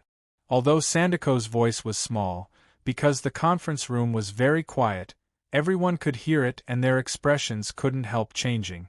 Sui had a calm expression as he handed over a cup of water that he hadn't drunk yet. Calm down and speak slowly. Sandiko took the cup of water and drank it all. He gave 2 coughs before taking a breath and handing the paper in his hand to Sui. Sir Chairman, it's news from the Sac Kingdom. Sac Kingdom? Sui looked at Sandiko with a bit of surprise. After thinking for a bit, he nodded and opened the paper in his hand. There were only 2 lines of words on the paper, and it looked very simple, but after Sui looked it over, he couldn't help revealing a look of surprise. The Sac Kingdom's Academy of Magic has announced that they have succeeded in developing the magic cannon. They will begin mass-producing magic cannons in the near future. It was just a short sentence, but the meaning behind it was very rich. First, the Sac Kingdom's Academy of Magic had succeeded in developing the magic cannon. This was a piece of shocking news that would definitely cause a stir. The military magic machines had always been controlled by New Flyer. Although the Lampari Kingdom and the Kingdom of Ruhr had been given apart by New Flyer, so they had some military magic machine technology. These military magic machines were all the lowest-level military magic machines. It wasn't a problem for them to increase the strength of the armies of the two kingdoms, but they were far from being able to compare to the military magic machines produced by the Xinfei Chamber of Commerce. Among the higher-level military magic machines that New Flyer had, the magic cannon was a very important one. Moreover, in Su Yi's plan for developing the military magic machine system, the magic cannon was one of the most important parts. Now that the Sac Kingdom had succeeded, it meant that there were other forces that had broken the monopoly of New Flyer in the military magic machine industry. This was without a doubt a large blow to New Flyer, but it was very exciting news for the other countries and forces. Because if the Sac Kingdom could develop the magic cannon, it meant that the other countries and powers could also develop it, so they wouldn't be restricted by the New Flyer. Moreover, based on this information, since the magic cannon could be developed by the Frestec Chamber of Commerce, wouldn't the other military magic machines be developed by themselves? Come to think of it, New Flyer's military magic machines didn't just fall from the sky. They were all developed by themselves. Since New Flyer had developed it on its own, why couldn't other people and companies do the same? This was a great boost to the confidence of the people and forces who wanted to get involved in the military magic machine industry. It also had the same effect on people and forces trying to develop magic machines for civilian use. It could be imagined that after the Sac Kingdom announced this news to the outside world, it would definitely have a strong influence. The Frestec Chamber of Commerce was without a doubt the one that was affected the most. Su Yi was surprised. After thinking for a bit, he revealed a relaxed smile and gave the note to Ozil beside him, having him pass it to everyone in the conference room after he finished reading it. After reading the note, everyone in the conference room fell into silence, and everyone had serious looks on their faces. As middle-level managers of New Flyer, they were very clear on how serious the impact of this matter on the Xinfei Chamber of Commerce was. The reason why the Frestec Chamber of Commerce could develop this quickly and have such a special status was because of the Frestec Chamber of Commerce's monopoly on magic machines, especially the military magic machines. It forced many people and forces to cooperate with the Frestec Chamber of Commerce. But now that New Flyer's monopoly had been seriously impacted, and they might no longer have that terrifying monopoly, many people and forces' attitudes towards New Flyer would change because of this. The impact of this was not something that could be explained in a few words. "Mr. President," Ozil shouted. After opening his mouth, he found that he didn't know what to say for a moment. Everyone in the conference room looked at Su Yi with a solemn expression, but no one could react in such a short time. They could only stare at Su Yi's face and wait for him to speak. Su Yi glanced at everyone's faces and smiled gently. "What's wrong? Why are you all looking at me? Is there something on my face?" Everyone looked at each other. Sandiko didn't know whether to laugh or cry. "Mr. President, this is not the time. You're still in the mood to joke?" "Yes, Mr. President," Ozil couldn't help but say. "This matter, you'd better think about how to deal with it quickly." Su Yi shrugged casually. "What do you mean by how to deal with it? Why do you all look so solemn? Is this a serious matter?" Everyone looked at each other and didn't know what to say. The seriousness of this matter could be easily seen by these people, so how could Sir President not see it? But why did Mr. President have such a reaction? Did he really think it wasn't serious? How was that possible? "Mr. President," Sui raised his hand and interrupted Sandiko. This matter is not within the scope of our discussion today. Don't waste time. Then, he turned to Ozil. Regarding the establishment of a new cargo distribution center, you have to be prepared. I want you to come up with a preliminary plan within a month and submit a plan for the new cargo distribution center to me. Within this year, I hope that the new cargo distribution center can enter the official state of preparation and be officially operational next year. Do you understand? Ozil and Sandiko looked at each other and nodded gently. Yes, Mr. President. Well, that's all. Sui nodded and patted Sandiko's shoulder. Sandiko, after the new cargo distribution center is built, Shinfei City may be affected. As the city lord, you should be prepared in advance. I'll give you a suggestion. You can contact the New Flyer more. I think the New Flyer's plan will be very helpful for the future development of Shinfei City. New Flyer. Sandiko looked at Sui with slight hesitation. Don't worry about it. Although Steel is my wife, the New Moon Chamber of Commerce is the New Moon Chamber of Commerce and Steel is Steel.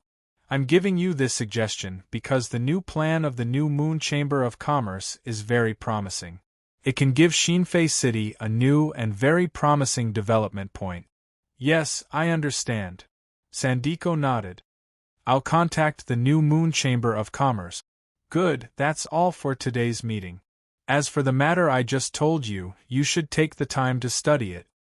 After saying this, Sui made a gesture and left the room. Just as he walked out of the room, Sui's magic communicator rang. Sui wasn't surprised at all and instantly picked it up. Hey, is this Kennard? Kennard's surprised voice came from the magic communicator. Sir Chairman, how did you know it was me? Nonsense, if I received the news, how could you as the CEO not receive it?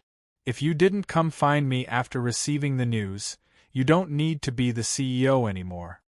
Ha! Kennard gave a dry laugh. Sir Chairman, the matter of the Sack Kingdom. What do you think? What do I think? Sui gave a laugh. If I said that I was very happy, would you believe me? The magic communicator was silent for a while before Kennard's helpless sigh came out. Sir President, I know that your dream has always been to spread the magic machine industry all over the continent so that everyone can enjoy the convenience that magic machines bring to their lives. But this doesn't include the military magic machines. Moreover, you should be very clear on the importance of this aspect to our company. If we lose our advantage in the military magic machines, our entire company will be severely affected. I'm afraid that even the civilian magic machines that you value the most will suffer a heavy blow. It's not as serious as you think. Actually, the Sack Kingdom has helped us a lot because this matter has stimulated more people to invest in the magic machine industry, so I'm really happy. Sui said. But Sir Chairman, Kennard, even if it's just from the perspective of our company, I don't think that this is a bad thing. Sui patiently explained to Kennard. For many people, they can only know the difference between good and bad through comparison. For example, in terms of civilian magic machines before the other companies appeared, although our company's civilian magic machines were very popular, people didn't know how good our New Flyer's civilian magic machines were. When the other magic machine companies appeared, there were more and more brands of civilian magic machines. After people compared them, they found that our Shinfei brand of civilian magic machines were much better than the other brands, which increased the sales of our company. That's right, but the civilian magic machines are different from the military magic machines. Kennard's voice was still a bit anxious. Sui revealed a smile. Kennard, I know your worries, but relax, it isn't that different. Sir Chairman, it's fine as long as you believe me. Give me 2 days to take care of it, then I'll give you an explanation. Sir Chairman, I'm not asking you to give an explanation, only. I'm just a bit worried. Since you're prepared, then I'm assured. All right. After hanging up the call with Kennard, Sue thought for a bit before opening the magic communicator again and pressing a few buttons. "Hey, is this Sir Chairman?" After a while, Evita's voice came from the magic communicator. "It's me, Evita. I'll be back in the main base in a bit. Bring Teresa to your office, I want to see her."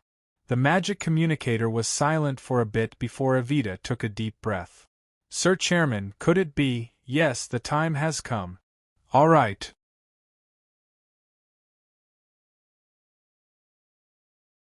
Chapter 922. 3 days later, the Sac Kingdom officially announced that the Sac Kingdom's Magic Machine Research Facility had solved all the technical problems of the magic cannon and had successfully developed the magic cannon.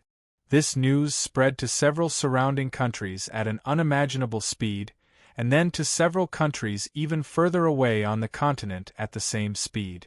When this news came out, the entire continent fell into an uproar. Since the results of the 2 battles between the Kingdom of Roor and the Canla Empire came out, almost all the countries on the continent recognized the power and importance of the military magic machines. The 2 empires didn't hesitate to join the ranks of those seeking military magic machines. However, the military magic machines were only controlled by New Flyer, no one else could make them. So even the Canla Empire and the Mala Empire had to lower their noble heads and take the initiative to cooperate with New Flyer. As for the other small countries, they were like ducks to flock to the military magic machines, but they had to look at New Flyer's face before they could obtain the military magic machines. At this time, there was another country that announced that they could also make military magic machines, and that it was the high-end magic cannon. This was no different from a stimulant to all the countries and powers on the continent that wanted to obtain the military magic machines. Even if the Sac Kingdom had only released this news and said that they had successfully developed the magic cannon, for most of the countries and powers, they cared more about the meaning behind this news.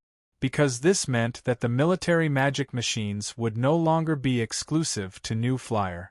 The Sac Kingdom also released news that they would be holding a military magic machine exhibition on a certain date. Other than showing off the newly developed military cannon, they would also be showing off the other low-end military magic machines that they had developed. Because of this exhibition, the Sac Kingdom instantly became the center of attention of the continent. The newspapers of the various countries in the southwest corner of the continent all reported on this matter. Even when people were talking in private, they were all focused on this topic. Under the influence of this atmosphere, the New Flyer that everyone paid attention to was suddenly thrown to the back of their minds, as if they had been forgotten by everyone. Of course, there were some people who couldn't forget the New Flyer no matter what. Sir Alex Ferguson was one of them. This was Sir Alex Ferguson's 3rd visit to the New Flight Commerce main base in the Principality of Constantine.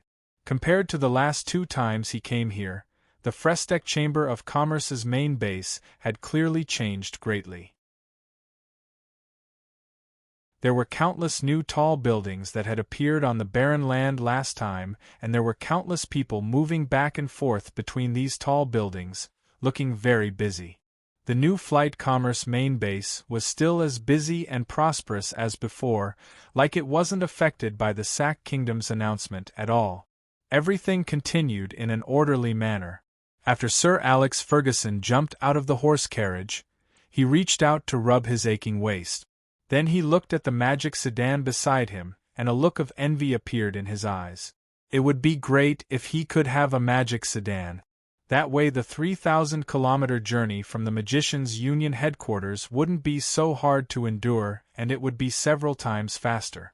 It was a pity that the headquarters were still very dissatisfied with the New Flyer, so he didn't dare take the initiative to buy a magic sedan to show off in the headquarters and attract criticism. Then again, he was representing the headquarters to denounce the New Flyer, so if he came in a magic sedan produced by the New Flyer, he wouldn't have enough confidence. Why can't any other company produce a magic sedan? Thinking of this, Sir Alex Ferguson couldn't help complaining in his heart. The Sac Kingdom can even produce magic cannons, so a magic sedan should be simpler than a magic cannon. These companies really are useless. After muttering this in his heart, Sir Alex Ferguson saw that at the entrance of the New Flyer headquarters, Sue-E was leading several people wearing the uniform of the Magic Research Institute of New Flying Chamber of Commerce out. Looking at the magician rank badges on their chests, Sir Alex Ferguson couldn't help narrowing his eyes. These researchers from the Magic Research Institute of New Flying Chamber of Commerce were at least 8th grade magicians, and there were 3 9th grade magicians. Adding in Sue-E, who was a great magician, these people who came over didn't seem like much, but they were a magician power that couldn't be ignored. Then thinking about the fact that the Magic Research Institute of New Flying Chamber of Commerce had over 700 magicians, with most of them being high-grade magicians, as well as the 3,000 low-grade magicians working in the New Flyer factories, the magician power of the New Fey Chamber of Commerce was even more terrifying. Moreover, other than the chairman Sue-E, who was a great magician, there was also a great magician from the Lampari Kingdom working for the New Flyer. Adding in the rumors that there was an unknown great magician secretly working for the New Flyer, it was equal to the New Flyer having 3 great magicians. If one added in Teacher Carmilla, who was the ultimate magician, the magician power that the New Flyer had could be considered terrifying. Sir Alex Ferguson, welcome to the New Flyer again. Just as he was thinking about this, Sue-E had already led his people to welcome Sir Alex Ferguson, smiling as he extended his hand. Hello, Chairman Sue, it's a pleasure to see you again. Sir Alex Ferguson hurriedly stopped thinking and extended his hand to shake Sue-E's hand. Then, he looked at the magicians beside Sue-E with a puzzled gaze. They are researchers from the Academy of Magic of our Chamber of Commerce. They heard that Sir Alex Ferguson was representing the Magicians' Union headquarters to discuss some issues regarding the rights of magicians. They were very interested, so they wanted to listen in. Sue-E smiled as he explained. Listen in. Sir Alex Ferguson frowned. This time, he was representing the Union headquarters to discuss with Sue-E. Sue-E had been notified in advance, so there was no way he didn't know. This wasn't something that was suitable to be discussed in public. But now, Sue-E was acting like this. What was the meaning of this? Sue-E acted as if he didn't see the expression on Sir Alex Ferguson's face. He smiled as he extended his hand and made an inviting gesture. Sir Alex Ferguson could only compose himself and follow Sue-E into the New Flyer headquarters building. Sue-E had already prepared a conference room in the building and directly led Sir Alex Ferguson in. After the group of people took their seats, Sue-E said a few words of welcome to Sir Alex Ferguson and went straight to the point. Sir Alex Ferguson, regarding the Union headquarters' request for our Chamber of Commerce to stop forming the Magic Machine Patent Protection Union, our Chamber of Commerce has decided to reject this request after discussion. We hope that you can pass on our decision to the Union headquarters. Sir Alex Ferguson was a little dumbfounded. This time, he was indeed representing the Magicians' Union headquarters to formally warn New Flyer and ask them to stop forming the Magic Machine Patent Protection Union. Otherwise, New Flyer would be punished by the Sorcerers' Guild. But he never thought that before he could say anything, Sue-E would actually reject it in advance. What gave him the guts to reject it? After the shock, a trace of anger welled up in Sir Alex Ferguson's chest. Chairman Sue, do you know the consequences of doing this? Sir Alex Ferguson asked with a sullen face. Sue-E smiled slightly. I don't know. You. Sir Alex Ferguson was instantly enraged, but after seeing the smile on Sue-E's face, he forced himself to calm down. Chairman Sue, I'm here this time to represent the Union headquarters to officially pass on the decision of the Union headquarters to New Flyer. You New Flyer must stop forming the Magic Machine Patent Protection Union, or you will be punished by the Union headquarters. This is the decision of the elders of the Union headquarters. Chairman Sue, your Chamber of Commerce must comply. Sue-E smiled without saying a word. Not only did he not respond, but he leaned back against the chair and looked at Sir Alex Ferguson with a calm and unruffled expression. Sir Alex Ferguson, I have a question." A middle-aged researcher, who looked to be about 40 years old beside Sue suddenly spoke up. Sir Alex Ferguson frowned and looked at him, thinking that Sue had indeed come prepared by bringing these people here. After glancing at the grade 9 mage badge on the middle-aged man's chest, Sir Alex Ferguson nodded. "Speak, what's the question?" The middle-aged man stood up and bowed to Sir Alex Ferguson to show his respect, then asked, "Sir, I don't understand the decision of the Union headquarters. Why does the Union headquarters want our Chamber of Commerce to stop forming the Magic Machine Patent Protection Union? What's the reason?" "Reason?" Sir Alex Ferguson glanced at Sue, who still had a smile on his face, and snorted coldly, replying, "The protection and use of magic-related patents is a power that only the Magicians' Union headquarters can exercise. Apart from the Union headquarters, no other person or organization has the right to exercise this power.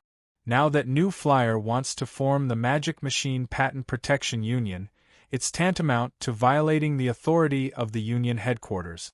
The Elders' Union headquarters took into account that this is your first offense, and that what New Flyer is doing is beneficial to the development of the continent's mages, so they decided to give you a way out and not pursue this matter.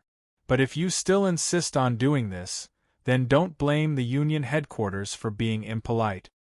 "Sir, although what you said seems very reasonable, but—" A trace of mockery flashed across the middle-aged man's face. "If I remember correctly, the words patent and magic patent were originally proposed by New Flyer to the Union headquarters, right?"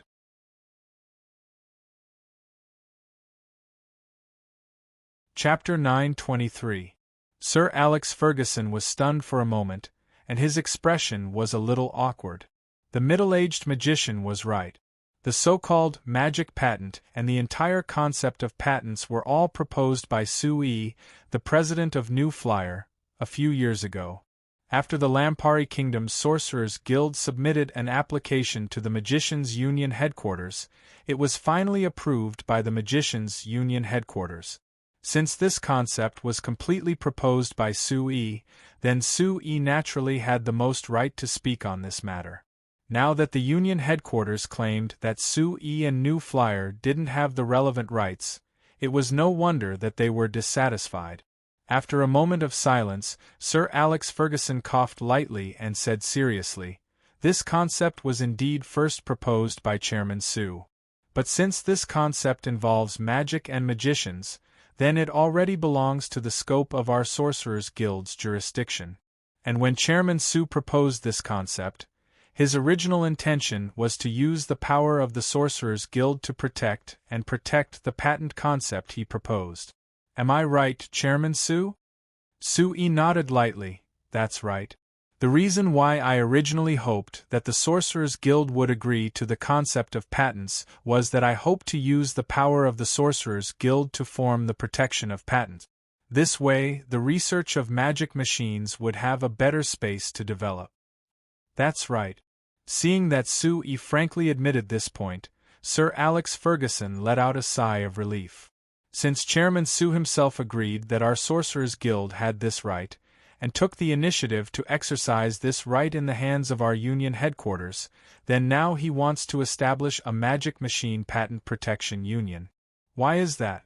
Sir Alex Ferguson, you seem to have misunderstood something. Sue smiled. What's wrong? I proposed the concept of patents to the Magicians' Union headquarters in the hope that the power of the Sorcerers Guild would protect the magic patents of us magicians. But you neglected a problem. When we obtain the protection of patents from the Magicians' Union headquarters, we all have to pay a price. I don't know about other things, but just our New Flyer's patent protection fee to the Sorcerers Guild last year exceeded a shocking 140,000 gold coins. This is not a small sum of money. Sir Alex Ferguson snorted. What? Isn't it natural to spend some money to have the Union to protect your patents? Of course, that's how it should be. I've never denied that. Sui narrowed his eyes and asked back without any politeness. But Great Magician Ferguson, you have to be clear on something. We pay the protection fee to the Magicians' Union because we believe that the Magicians' Union has the ability to protect our patent. Therefore, this is our choice, and we don't have to do it. What do you mean by that? Sir Alex Ferguson's face changed. Don't tell me that new flyer wants to leave the Sorcerers Guild's patent protection? What I mean is, since we can choose to pay's patent protection fee to the Sorcerers Guild in exchange for the Sorcerers Guild's patent protection, then of course we can choose not to pay, then you will lose the Sorcerers Guild's patent protection. Sir Alex Ferguson rudely interrupted Su Yi's words. Yes, that's right. But this also means that we have the ability to choose, and we don't have to pay's patent protection fee to the Sorcerers Guild. Sir Alex Ferguson, do you understand what I mean? Su-Yi said.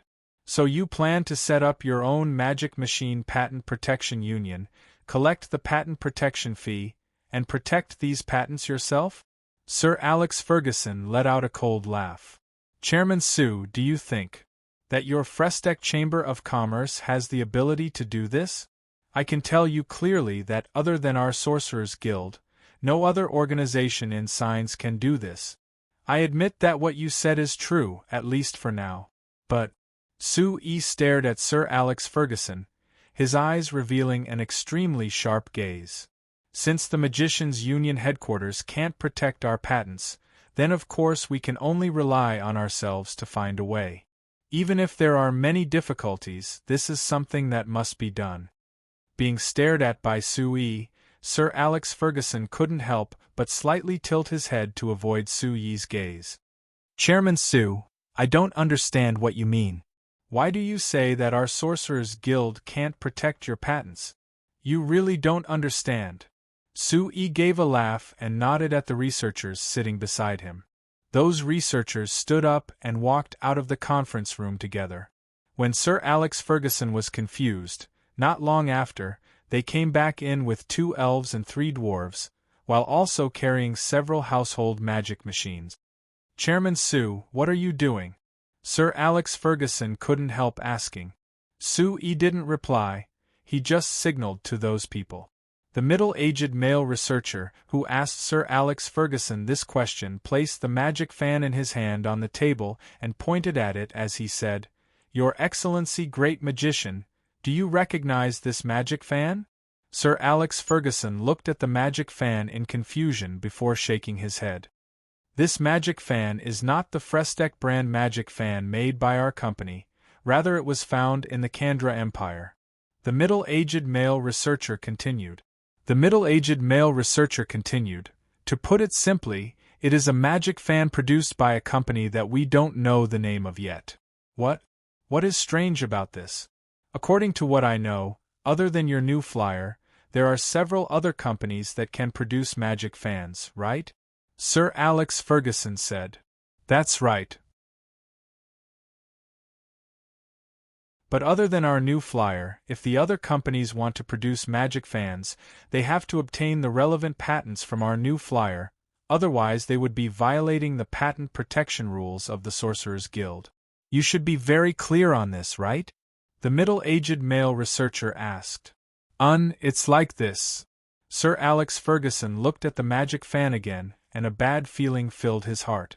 The middle-aged male researcher pointed at the base of the magic fan and continued, All the companies that have obtained our patents, our company has a note on it.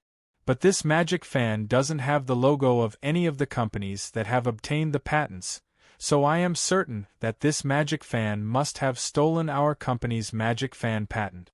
Sir Alex Ferguson knit his brows. How can you be certain of this? The middle-aged male researcher looked at him with a trace of disdain in his eyes.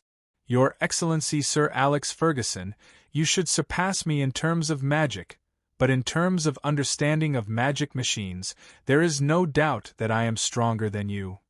Sir Alex Ferguson was filled with rage. These words were clearly saying that a layman like him wasn't qualified to question this. Then after all this time, what do you mean?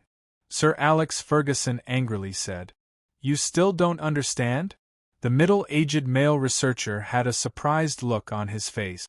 Our new flyer's patent has been clearly infringed, and not only did your Sorcerers Guild not study how to punish this and protect our company's patent, even when our company tried to use our own power to protect our patent, you forcefully stopped it.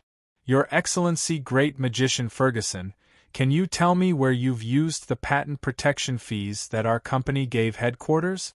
The other side kept saying "you," which made Sir Alex Ferguson feel very dissatisfied. This fellow was clearly a ninth-grade magician, but he didn't feel any sense of belonging to the Sorcerers Guild. When he called New Flyer, he kept saying "we." To Sir Alex Ferguson, this really made him, a great magician of the Sorcerers Guild's Elder Council, very dissatisfied. But the other side's question was real, so he had to answer it. After pondering for a moment, Sir Alex Ferguson said seriously, "Regarding this matter, as long as you report it to the headquarters will of course conduct a thorough investigation and do their best to protect your patent. But this kind of matter can't be solved in a day or two, it will take some time. Also, this has nothing to do with New Flyer privately forming the Magic Machine Patent Protection Union. You can't deny the efforts the union has made to protect your patent just because your patent has been infringed once." Efforts? The middle-aged male researcher let out a sneer. "Your Excellency Sir Alex, it has been more than half a year since our company first discovered this kind of situation and applied to the headquarters for patent protection. And in the past 6 months, we've discovered far more cases of patent infringement than just this one. The other researchers, the 2 elves, and the 3 dwarves put the household magic machines in their hands on the table and began to introduce them. Just like the situation described by the middle-aged male researcher, these household magic machines didn't come from other unknown companies that didn't have the authorization of New Flyer's patent. Naturally, they had infringed on New Flyer's patent. We pay a large amount of patent protection fees to the Sorcerers Guild every year, but we can't get the corresponding protection from the union. So why should we trust the union? Why can't we think of a way ourselves?" Faced with the middle-aged male researcher's question, Sir Alex Ferguson was silent for a moment and turned his head to look at Sue. "Chairman Sue, is this what you mean?" Sue shrugged. "From a business point of view, this is very simple. If you pay but don't do the work, then why should I pay more?" Sir Alex Ferguson looked at Sue with a gloomy face. "So, you don't intend to accept the union's decision? Have you thought about the consequences of doing this?" Sue looked straight at him. "The Sorcerers Guild's purpose is to help the mages of the signs and protect their interests. If we can't do this, and instead deprive the mages of their rights, then there is no need for the Sorcerers Guild to exist." Sir Alex Ferguson was stunned for a moment, then he laughed out of anger. Good. Chairman Sue, don't regret doing this." After saying this, he left in a huff.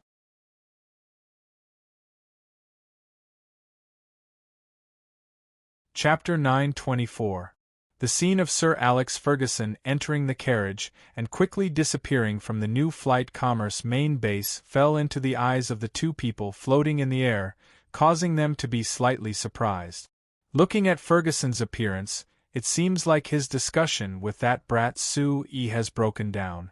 "Carmilla, I have to say your grandson-in-law is quite daring. He actually dares to completely offend the union? Has he not thought about the consequences of this? Why don't you try to persuade him?" "Why would I persuade him?" Mentor Carmilla rolled her eyes at the other person. "Let me tell you, Alistair, don't look at Sue's young age. His mind is much clearer than yours and mine. Since he dares to do this, he must have thought about the consequences. Then again, do you really think there will be any consequences? Just based on those fellows at the Union headquarters? Humph." Seeing the disdain on Archmagus Camilla's face, Archmagus Alistair let out a soft sigh. He shook his head and said, "Although those fellows at the headquarters are all trash, they have many ways to take care of a company. Not to mention that the Fresteck Chamber of Commerce is deeply connected to magicians. If the headquarters really decides to deal with your Frestec Chamber of Commerce and your company loses a large group of magicians, I feel that this would be a fatal blow to your company. Mentor Carmilla looked at Archmagus Alistair with a confused expression. Why do you think our company will send a large group of magicians? Why not? Alistair was stunned. The Union headquarters doesn't need to do much. They only need to give an order to not allow magicians to work in New Flyer, and your company will immediately be paralyzed. Don't you think it's serious? That's why you think our company's magicians will listen to the Union headquarters' orders. Mentor Carmilla let out a mocking laugh. If it was you and the Union headquarters gave you an order, would you listen? Me? That depends on whether the order is reasonable or not. If it is reasonable, then I will listen to it since I support the Union headquarters. If it isn't reasonable, then of course I won't listen.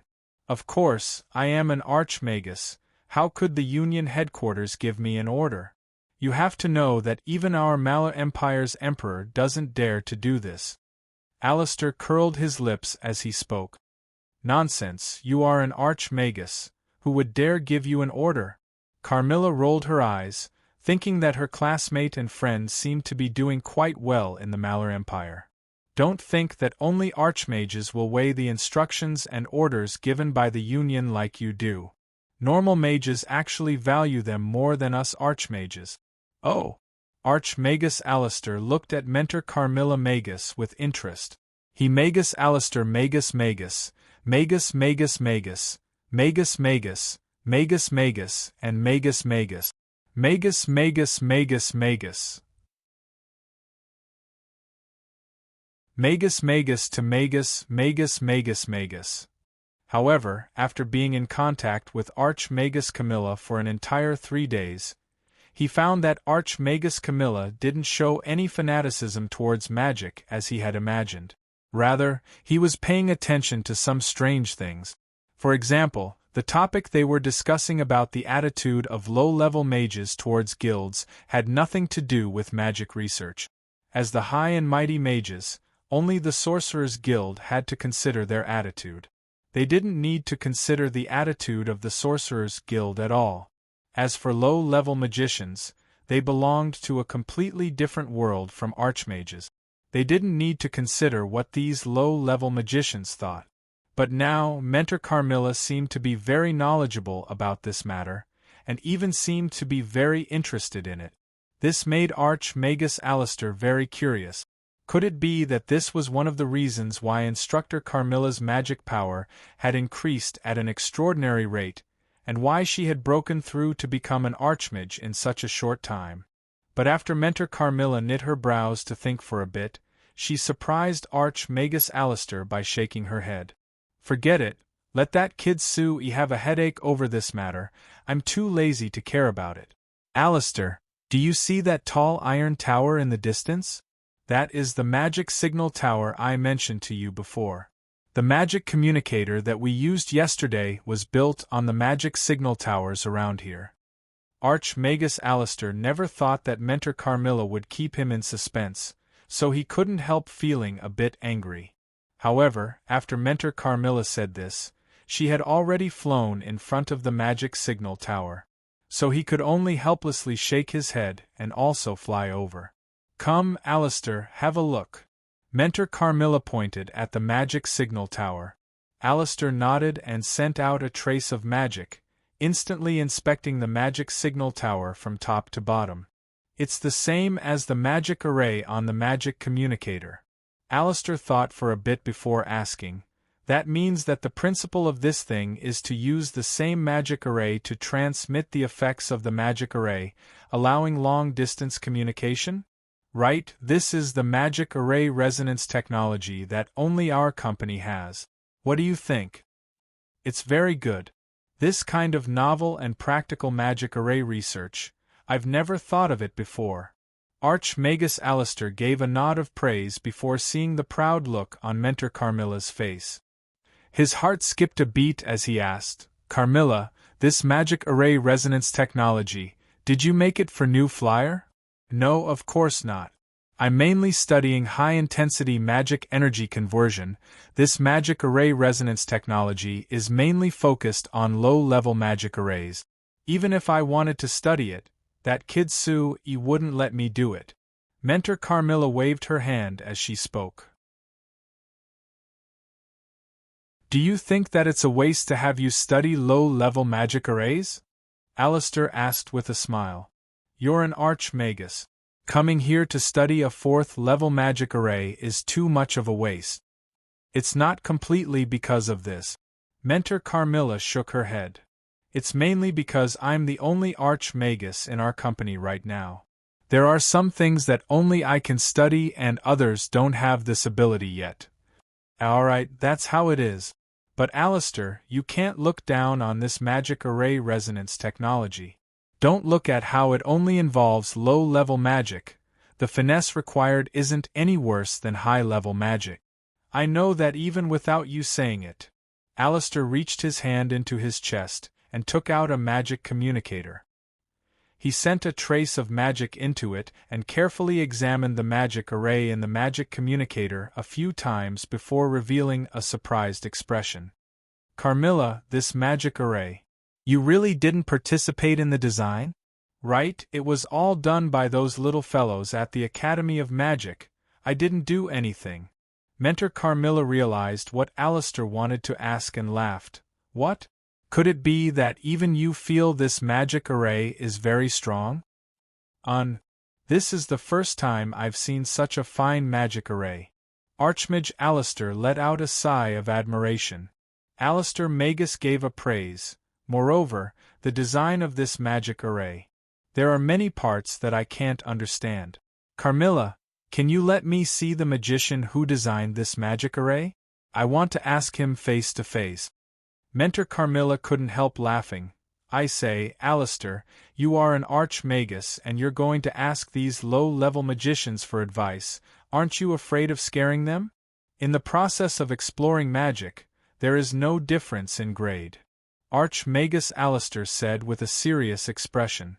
Mentor Carmilla was a bit surprised. She looked at him and stopped joking around. Alright, I was just telling you that normal magicians are more direct towards the Sorcerer's Guild. You should be able to feel this from them. I'll bring you to see them. After saying this, Mentor Carmilla looked around before her eyes fell onto a magic signal tower in the southeast. They should be doing maintenance there today, let's go over. That magic signal tower was close to 5 kilometers away from where the two of them were, but for 2 archmagi, this was just a distance that could be covered in a few breaths. Not long after, the two of them arrived beside the magic signal tower. Archmagus Camilla saw that there were 2 researchers from the magic research facility inspecting the magic array at the top of the magic signal tower. Then he looked down and found that there was a group of people below, so he directly came down. Seeing the 2 figures suddenly land beside her, Akali, who had her head down looking over the blueprint, impatiently waved her hand. Don't disturb me right now, go find them if you have any problems. Mentor Carmilla laughed. Akali, did you encounter a problem again? Hearing that it was Mentor Carmilla's voice, Akali was shocked. She quickly looked up and found that it wasn't just Mentor Carmilla who came, but also Archmagus Alistair, who came from the Mala Empire 3 days ago. She instantly panicked and quickly put away the things in her hands before respectfully giving a bow to Archmagus Alistair. Then she turned to ask Mentor Carmilla, Grandpa Carmilla, why did you suddenly come? Mentor Carmilla pursed her lips at Archmagus Alistair. Here, Alistair is very interested in the magic communication array you've designed, so he wanted to ask for advice. Ask for advice? Akali blinked in surprise before turning to look at Archmagus Alistair. You're called Akali, right?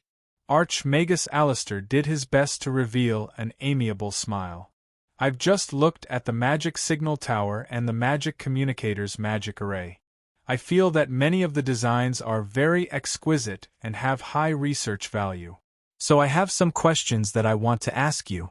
Akali stared at him for a while, blinking her large eyes a few times before shaking her head.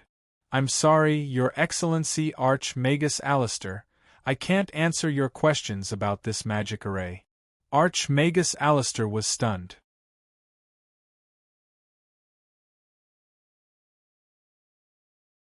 Chapter 925. In the circle of magicians on the Signs continent, it was taboo to inquire about a magician's private magic research because this kind of thing was considered a magician's precious private property. If one rashly inquired about it, it could be considered a provocation. But this depended on the situation. For Archmagus Alistair to ask a trivial 7th-grade magician a question with his status as an Archmagus, for the magicians of the Signs continent, not only would it not be considered a provocation, rather they would feel honored. It had to be known that Archmagi were the highest existences in the circle of Signs magicians. Just being able to see them was the honor of low-level magicians, not to mention being asked about magic by them. So when Archmagus Alistair said that he wanted to ask Akali for advice, he was very confident that Akali would happily agree to his request. However, he never would have thought that Akali would directly reject him. Archmagus Alistair was stunned and revealed an awkward expression. He could only give a dry laugh and wave his hand as he said, "All right, I was too rash. Miss Akali, just treat it as if I didn't ask this question." Akali was also stunned before reacting. She quickly waved her hands and said with a smile, "Sir Alistair, please don't misunderstand. It's not that I don't want to discuss this with you, but this is a secret of our new flyer. Without Sir Chairman's approval, I cannot reveal it to anyone, so please forgive me." A secret of the new flyer? Archmagus Alistair was a bit surprised. "Isn't this a magic array that you researched yourself? Then it should be something that belongs to you." "No, this magic array is mine." Akali pointed at the surrounding researchers from the Academy of Magic. "It is also something that my team members researched together, so it isn't just my work alone. Moreover, when researching this magic array, we relied on the support of the company. If it wasn't for this support, we wouldn't have been able to research it."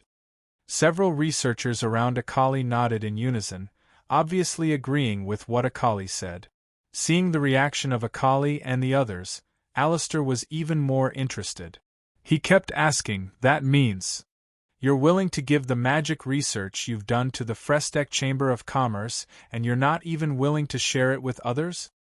"Your Excellency Alistair, you misunderstood," Akali said with a smile. "This communication formation was originally developed by us for the Chamber of Commerce, so it doesn't belong to us in the first place. It belongs to New Flyer. If we take the liberty to discuss these confidential matters with others, or even reveal these secrets, then we will be violating the contract we signed with the Chamber of Commerce." "Oh? So you're just being hired?" Seeing Akali nod, Alistair thought for a moment and asked, "Then, if the Sorcerers Guild asked you to tell them these things, what would you do?" Mentor Carmilla looked at him and thought that this fellow really couldn't hold back. Akali and the surrounding researchers were all stunned. "Of course we wouldn't tell them." Akali looked at Archmagus Alistair with a confused expression. "Your Excellency Alistair, I just told you that this is our company's secret. How could we tell the Sorcerers Guild? In other words, if you had to choose between the Sorcerers Guild and the New Flyer, you would choose the New Flyer, right?" Archmagus Alistair asked. "Isn't that nonsense?" A young male researcher standing behind Akali couldn't help speaking up. After saying this, he realized that his words were too disrespectful to Archmagus Alistair. His expression froze and he looked very awkward. Archmagus Alistair didn't care at all as he asked with a smile, "Why would you say that it's nonsense?" "This. Because the Sorcerers Guild doesn't give us a salary," the young male researcher mumbled in response. "That's right, it's the company that gives us a salary and provides us with all kinds of magic materials.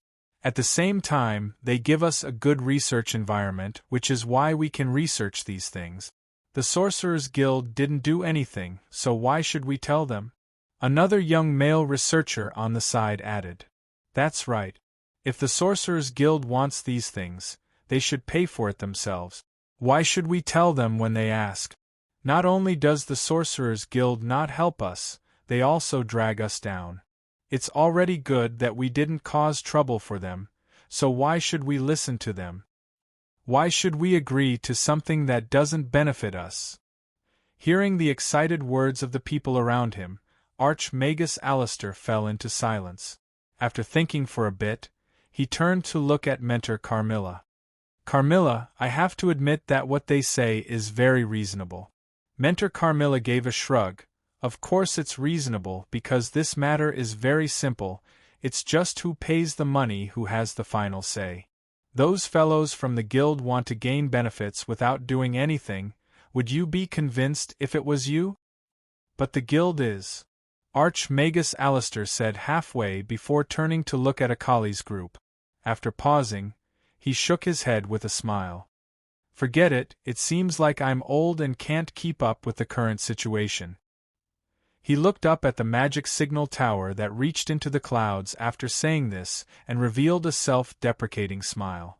Since this thing is related to the secrets of your new flyer, then I won't ask about it. But young Miss Akali, I have to express my admiration for you and your companions for being able to design such an ingenious and creative magic array. I hope that if there is a chance in the future we can talk more. That would be my honor, Akali said in a happy voice. Alistair was an archmagus. Being able to receive his praise was considered a great honor for Akali and her companions. After nodding to everyone, Alistair and Carmilla flew away from the magic signal tower. Then they flew around the New Flight Commerce main base before finally returning to the large private laboratory that Mentor Carmilla had set up on the west side of the base. Hey, Carmilla, if I remember correctly, you said that you were a special researcher of the New Flyer, so the things here should be secrets of the New Flyer, right? Is it really alright for you to bring me in like this? Archmagus Alistair looked around the laboratory and asked this in a very casual voice. Mentor Carmilla rolled her eyes at him. I say, after not seeing you for over 10 years, you've become this stingy? Moreover, you're doing this to a little girl, it really is embarrassing. Alright, come and take a look. This is something I've been researching recently, take a look. Are you certain it's not a secret? Archmagus Alistair made a joke. Seeing Mentor Carmilla knit her brows, he came over with a smile. Mentor Carmilla showed him a blueprint that had a very complicated magic array on it. Archmagus Alistair looked at it for a while before his brows knit even tighter. Hey Carmilla, this should be a small-scale forbidden spell array, right? But why does it look so strange? How is it strange? It's just. Why is this power so crazy? Archmagus Alistair seriously looked at the magic array blueprint in his hand before a trace of surprise appeared in his eyes. You seem to want to gather all the power of this forbidden spell in an instant? Is there a need to do this? I think a normal forbidden spell should be strong enough, right? After saying this, Archmagus Alistair's heart suddenly skipped a beat as his eyes suddenly shrank. Carmilla, is this a new military magic machine that you developed for the new flyer? If it is, this power. Isn't it too exaggerated? What does your new flyer want to do? What are you thinking about?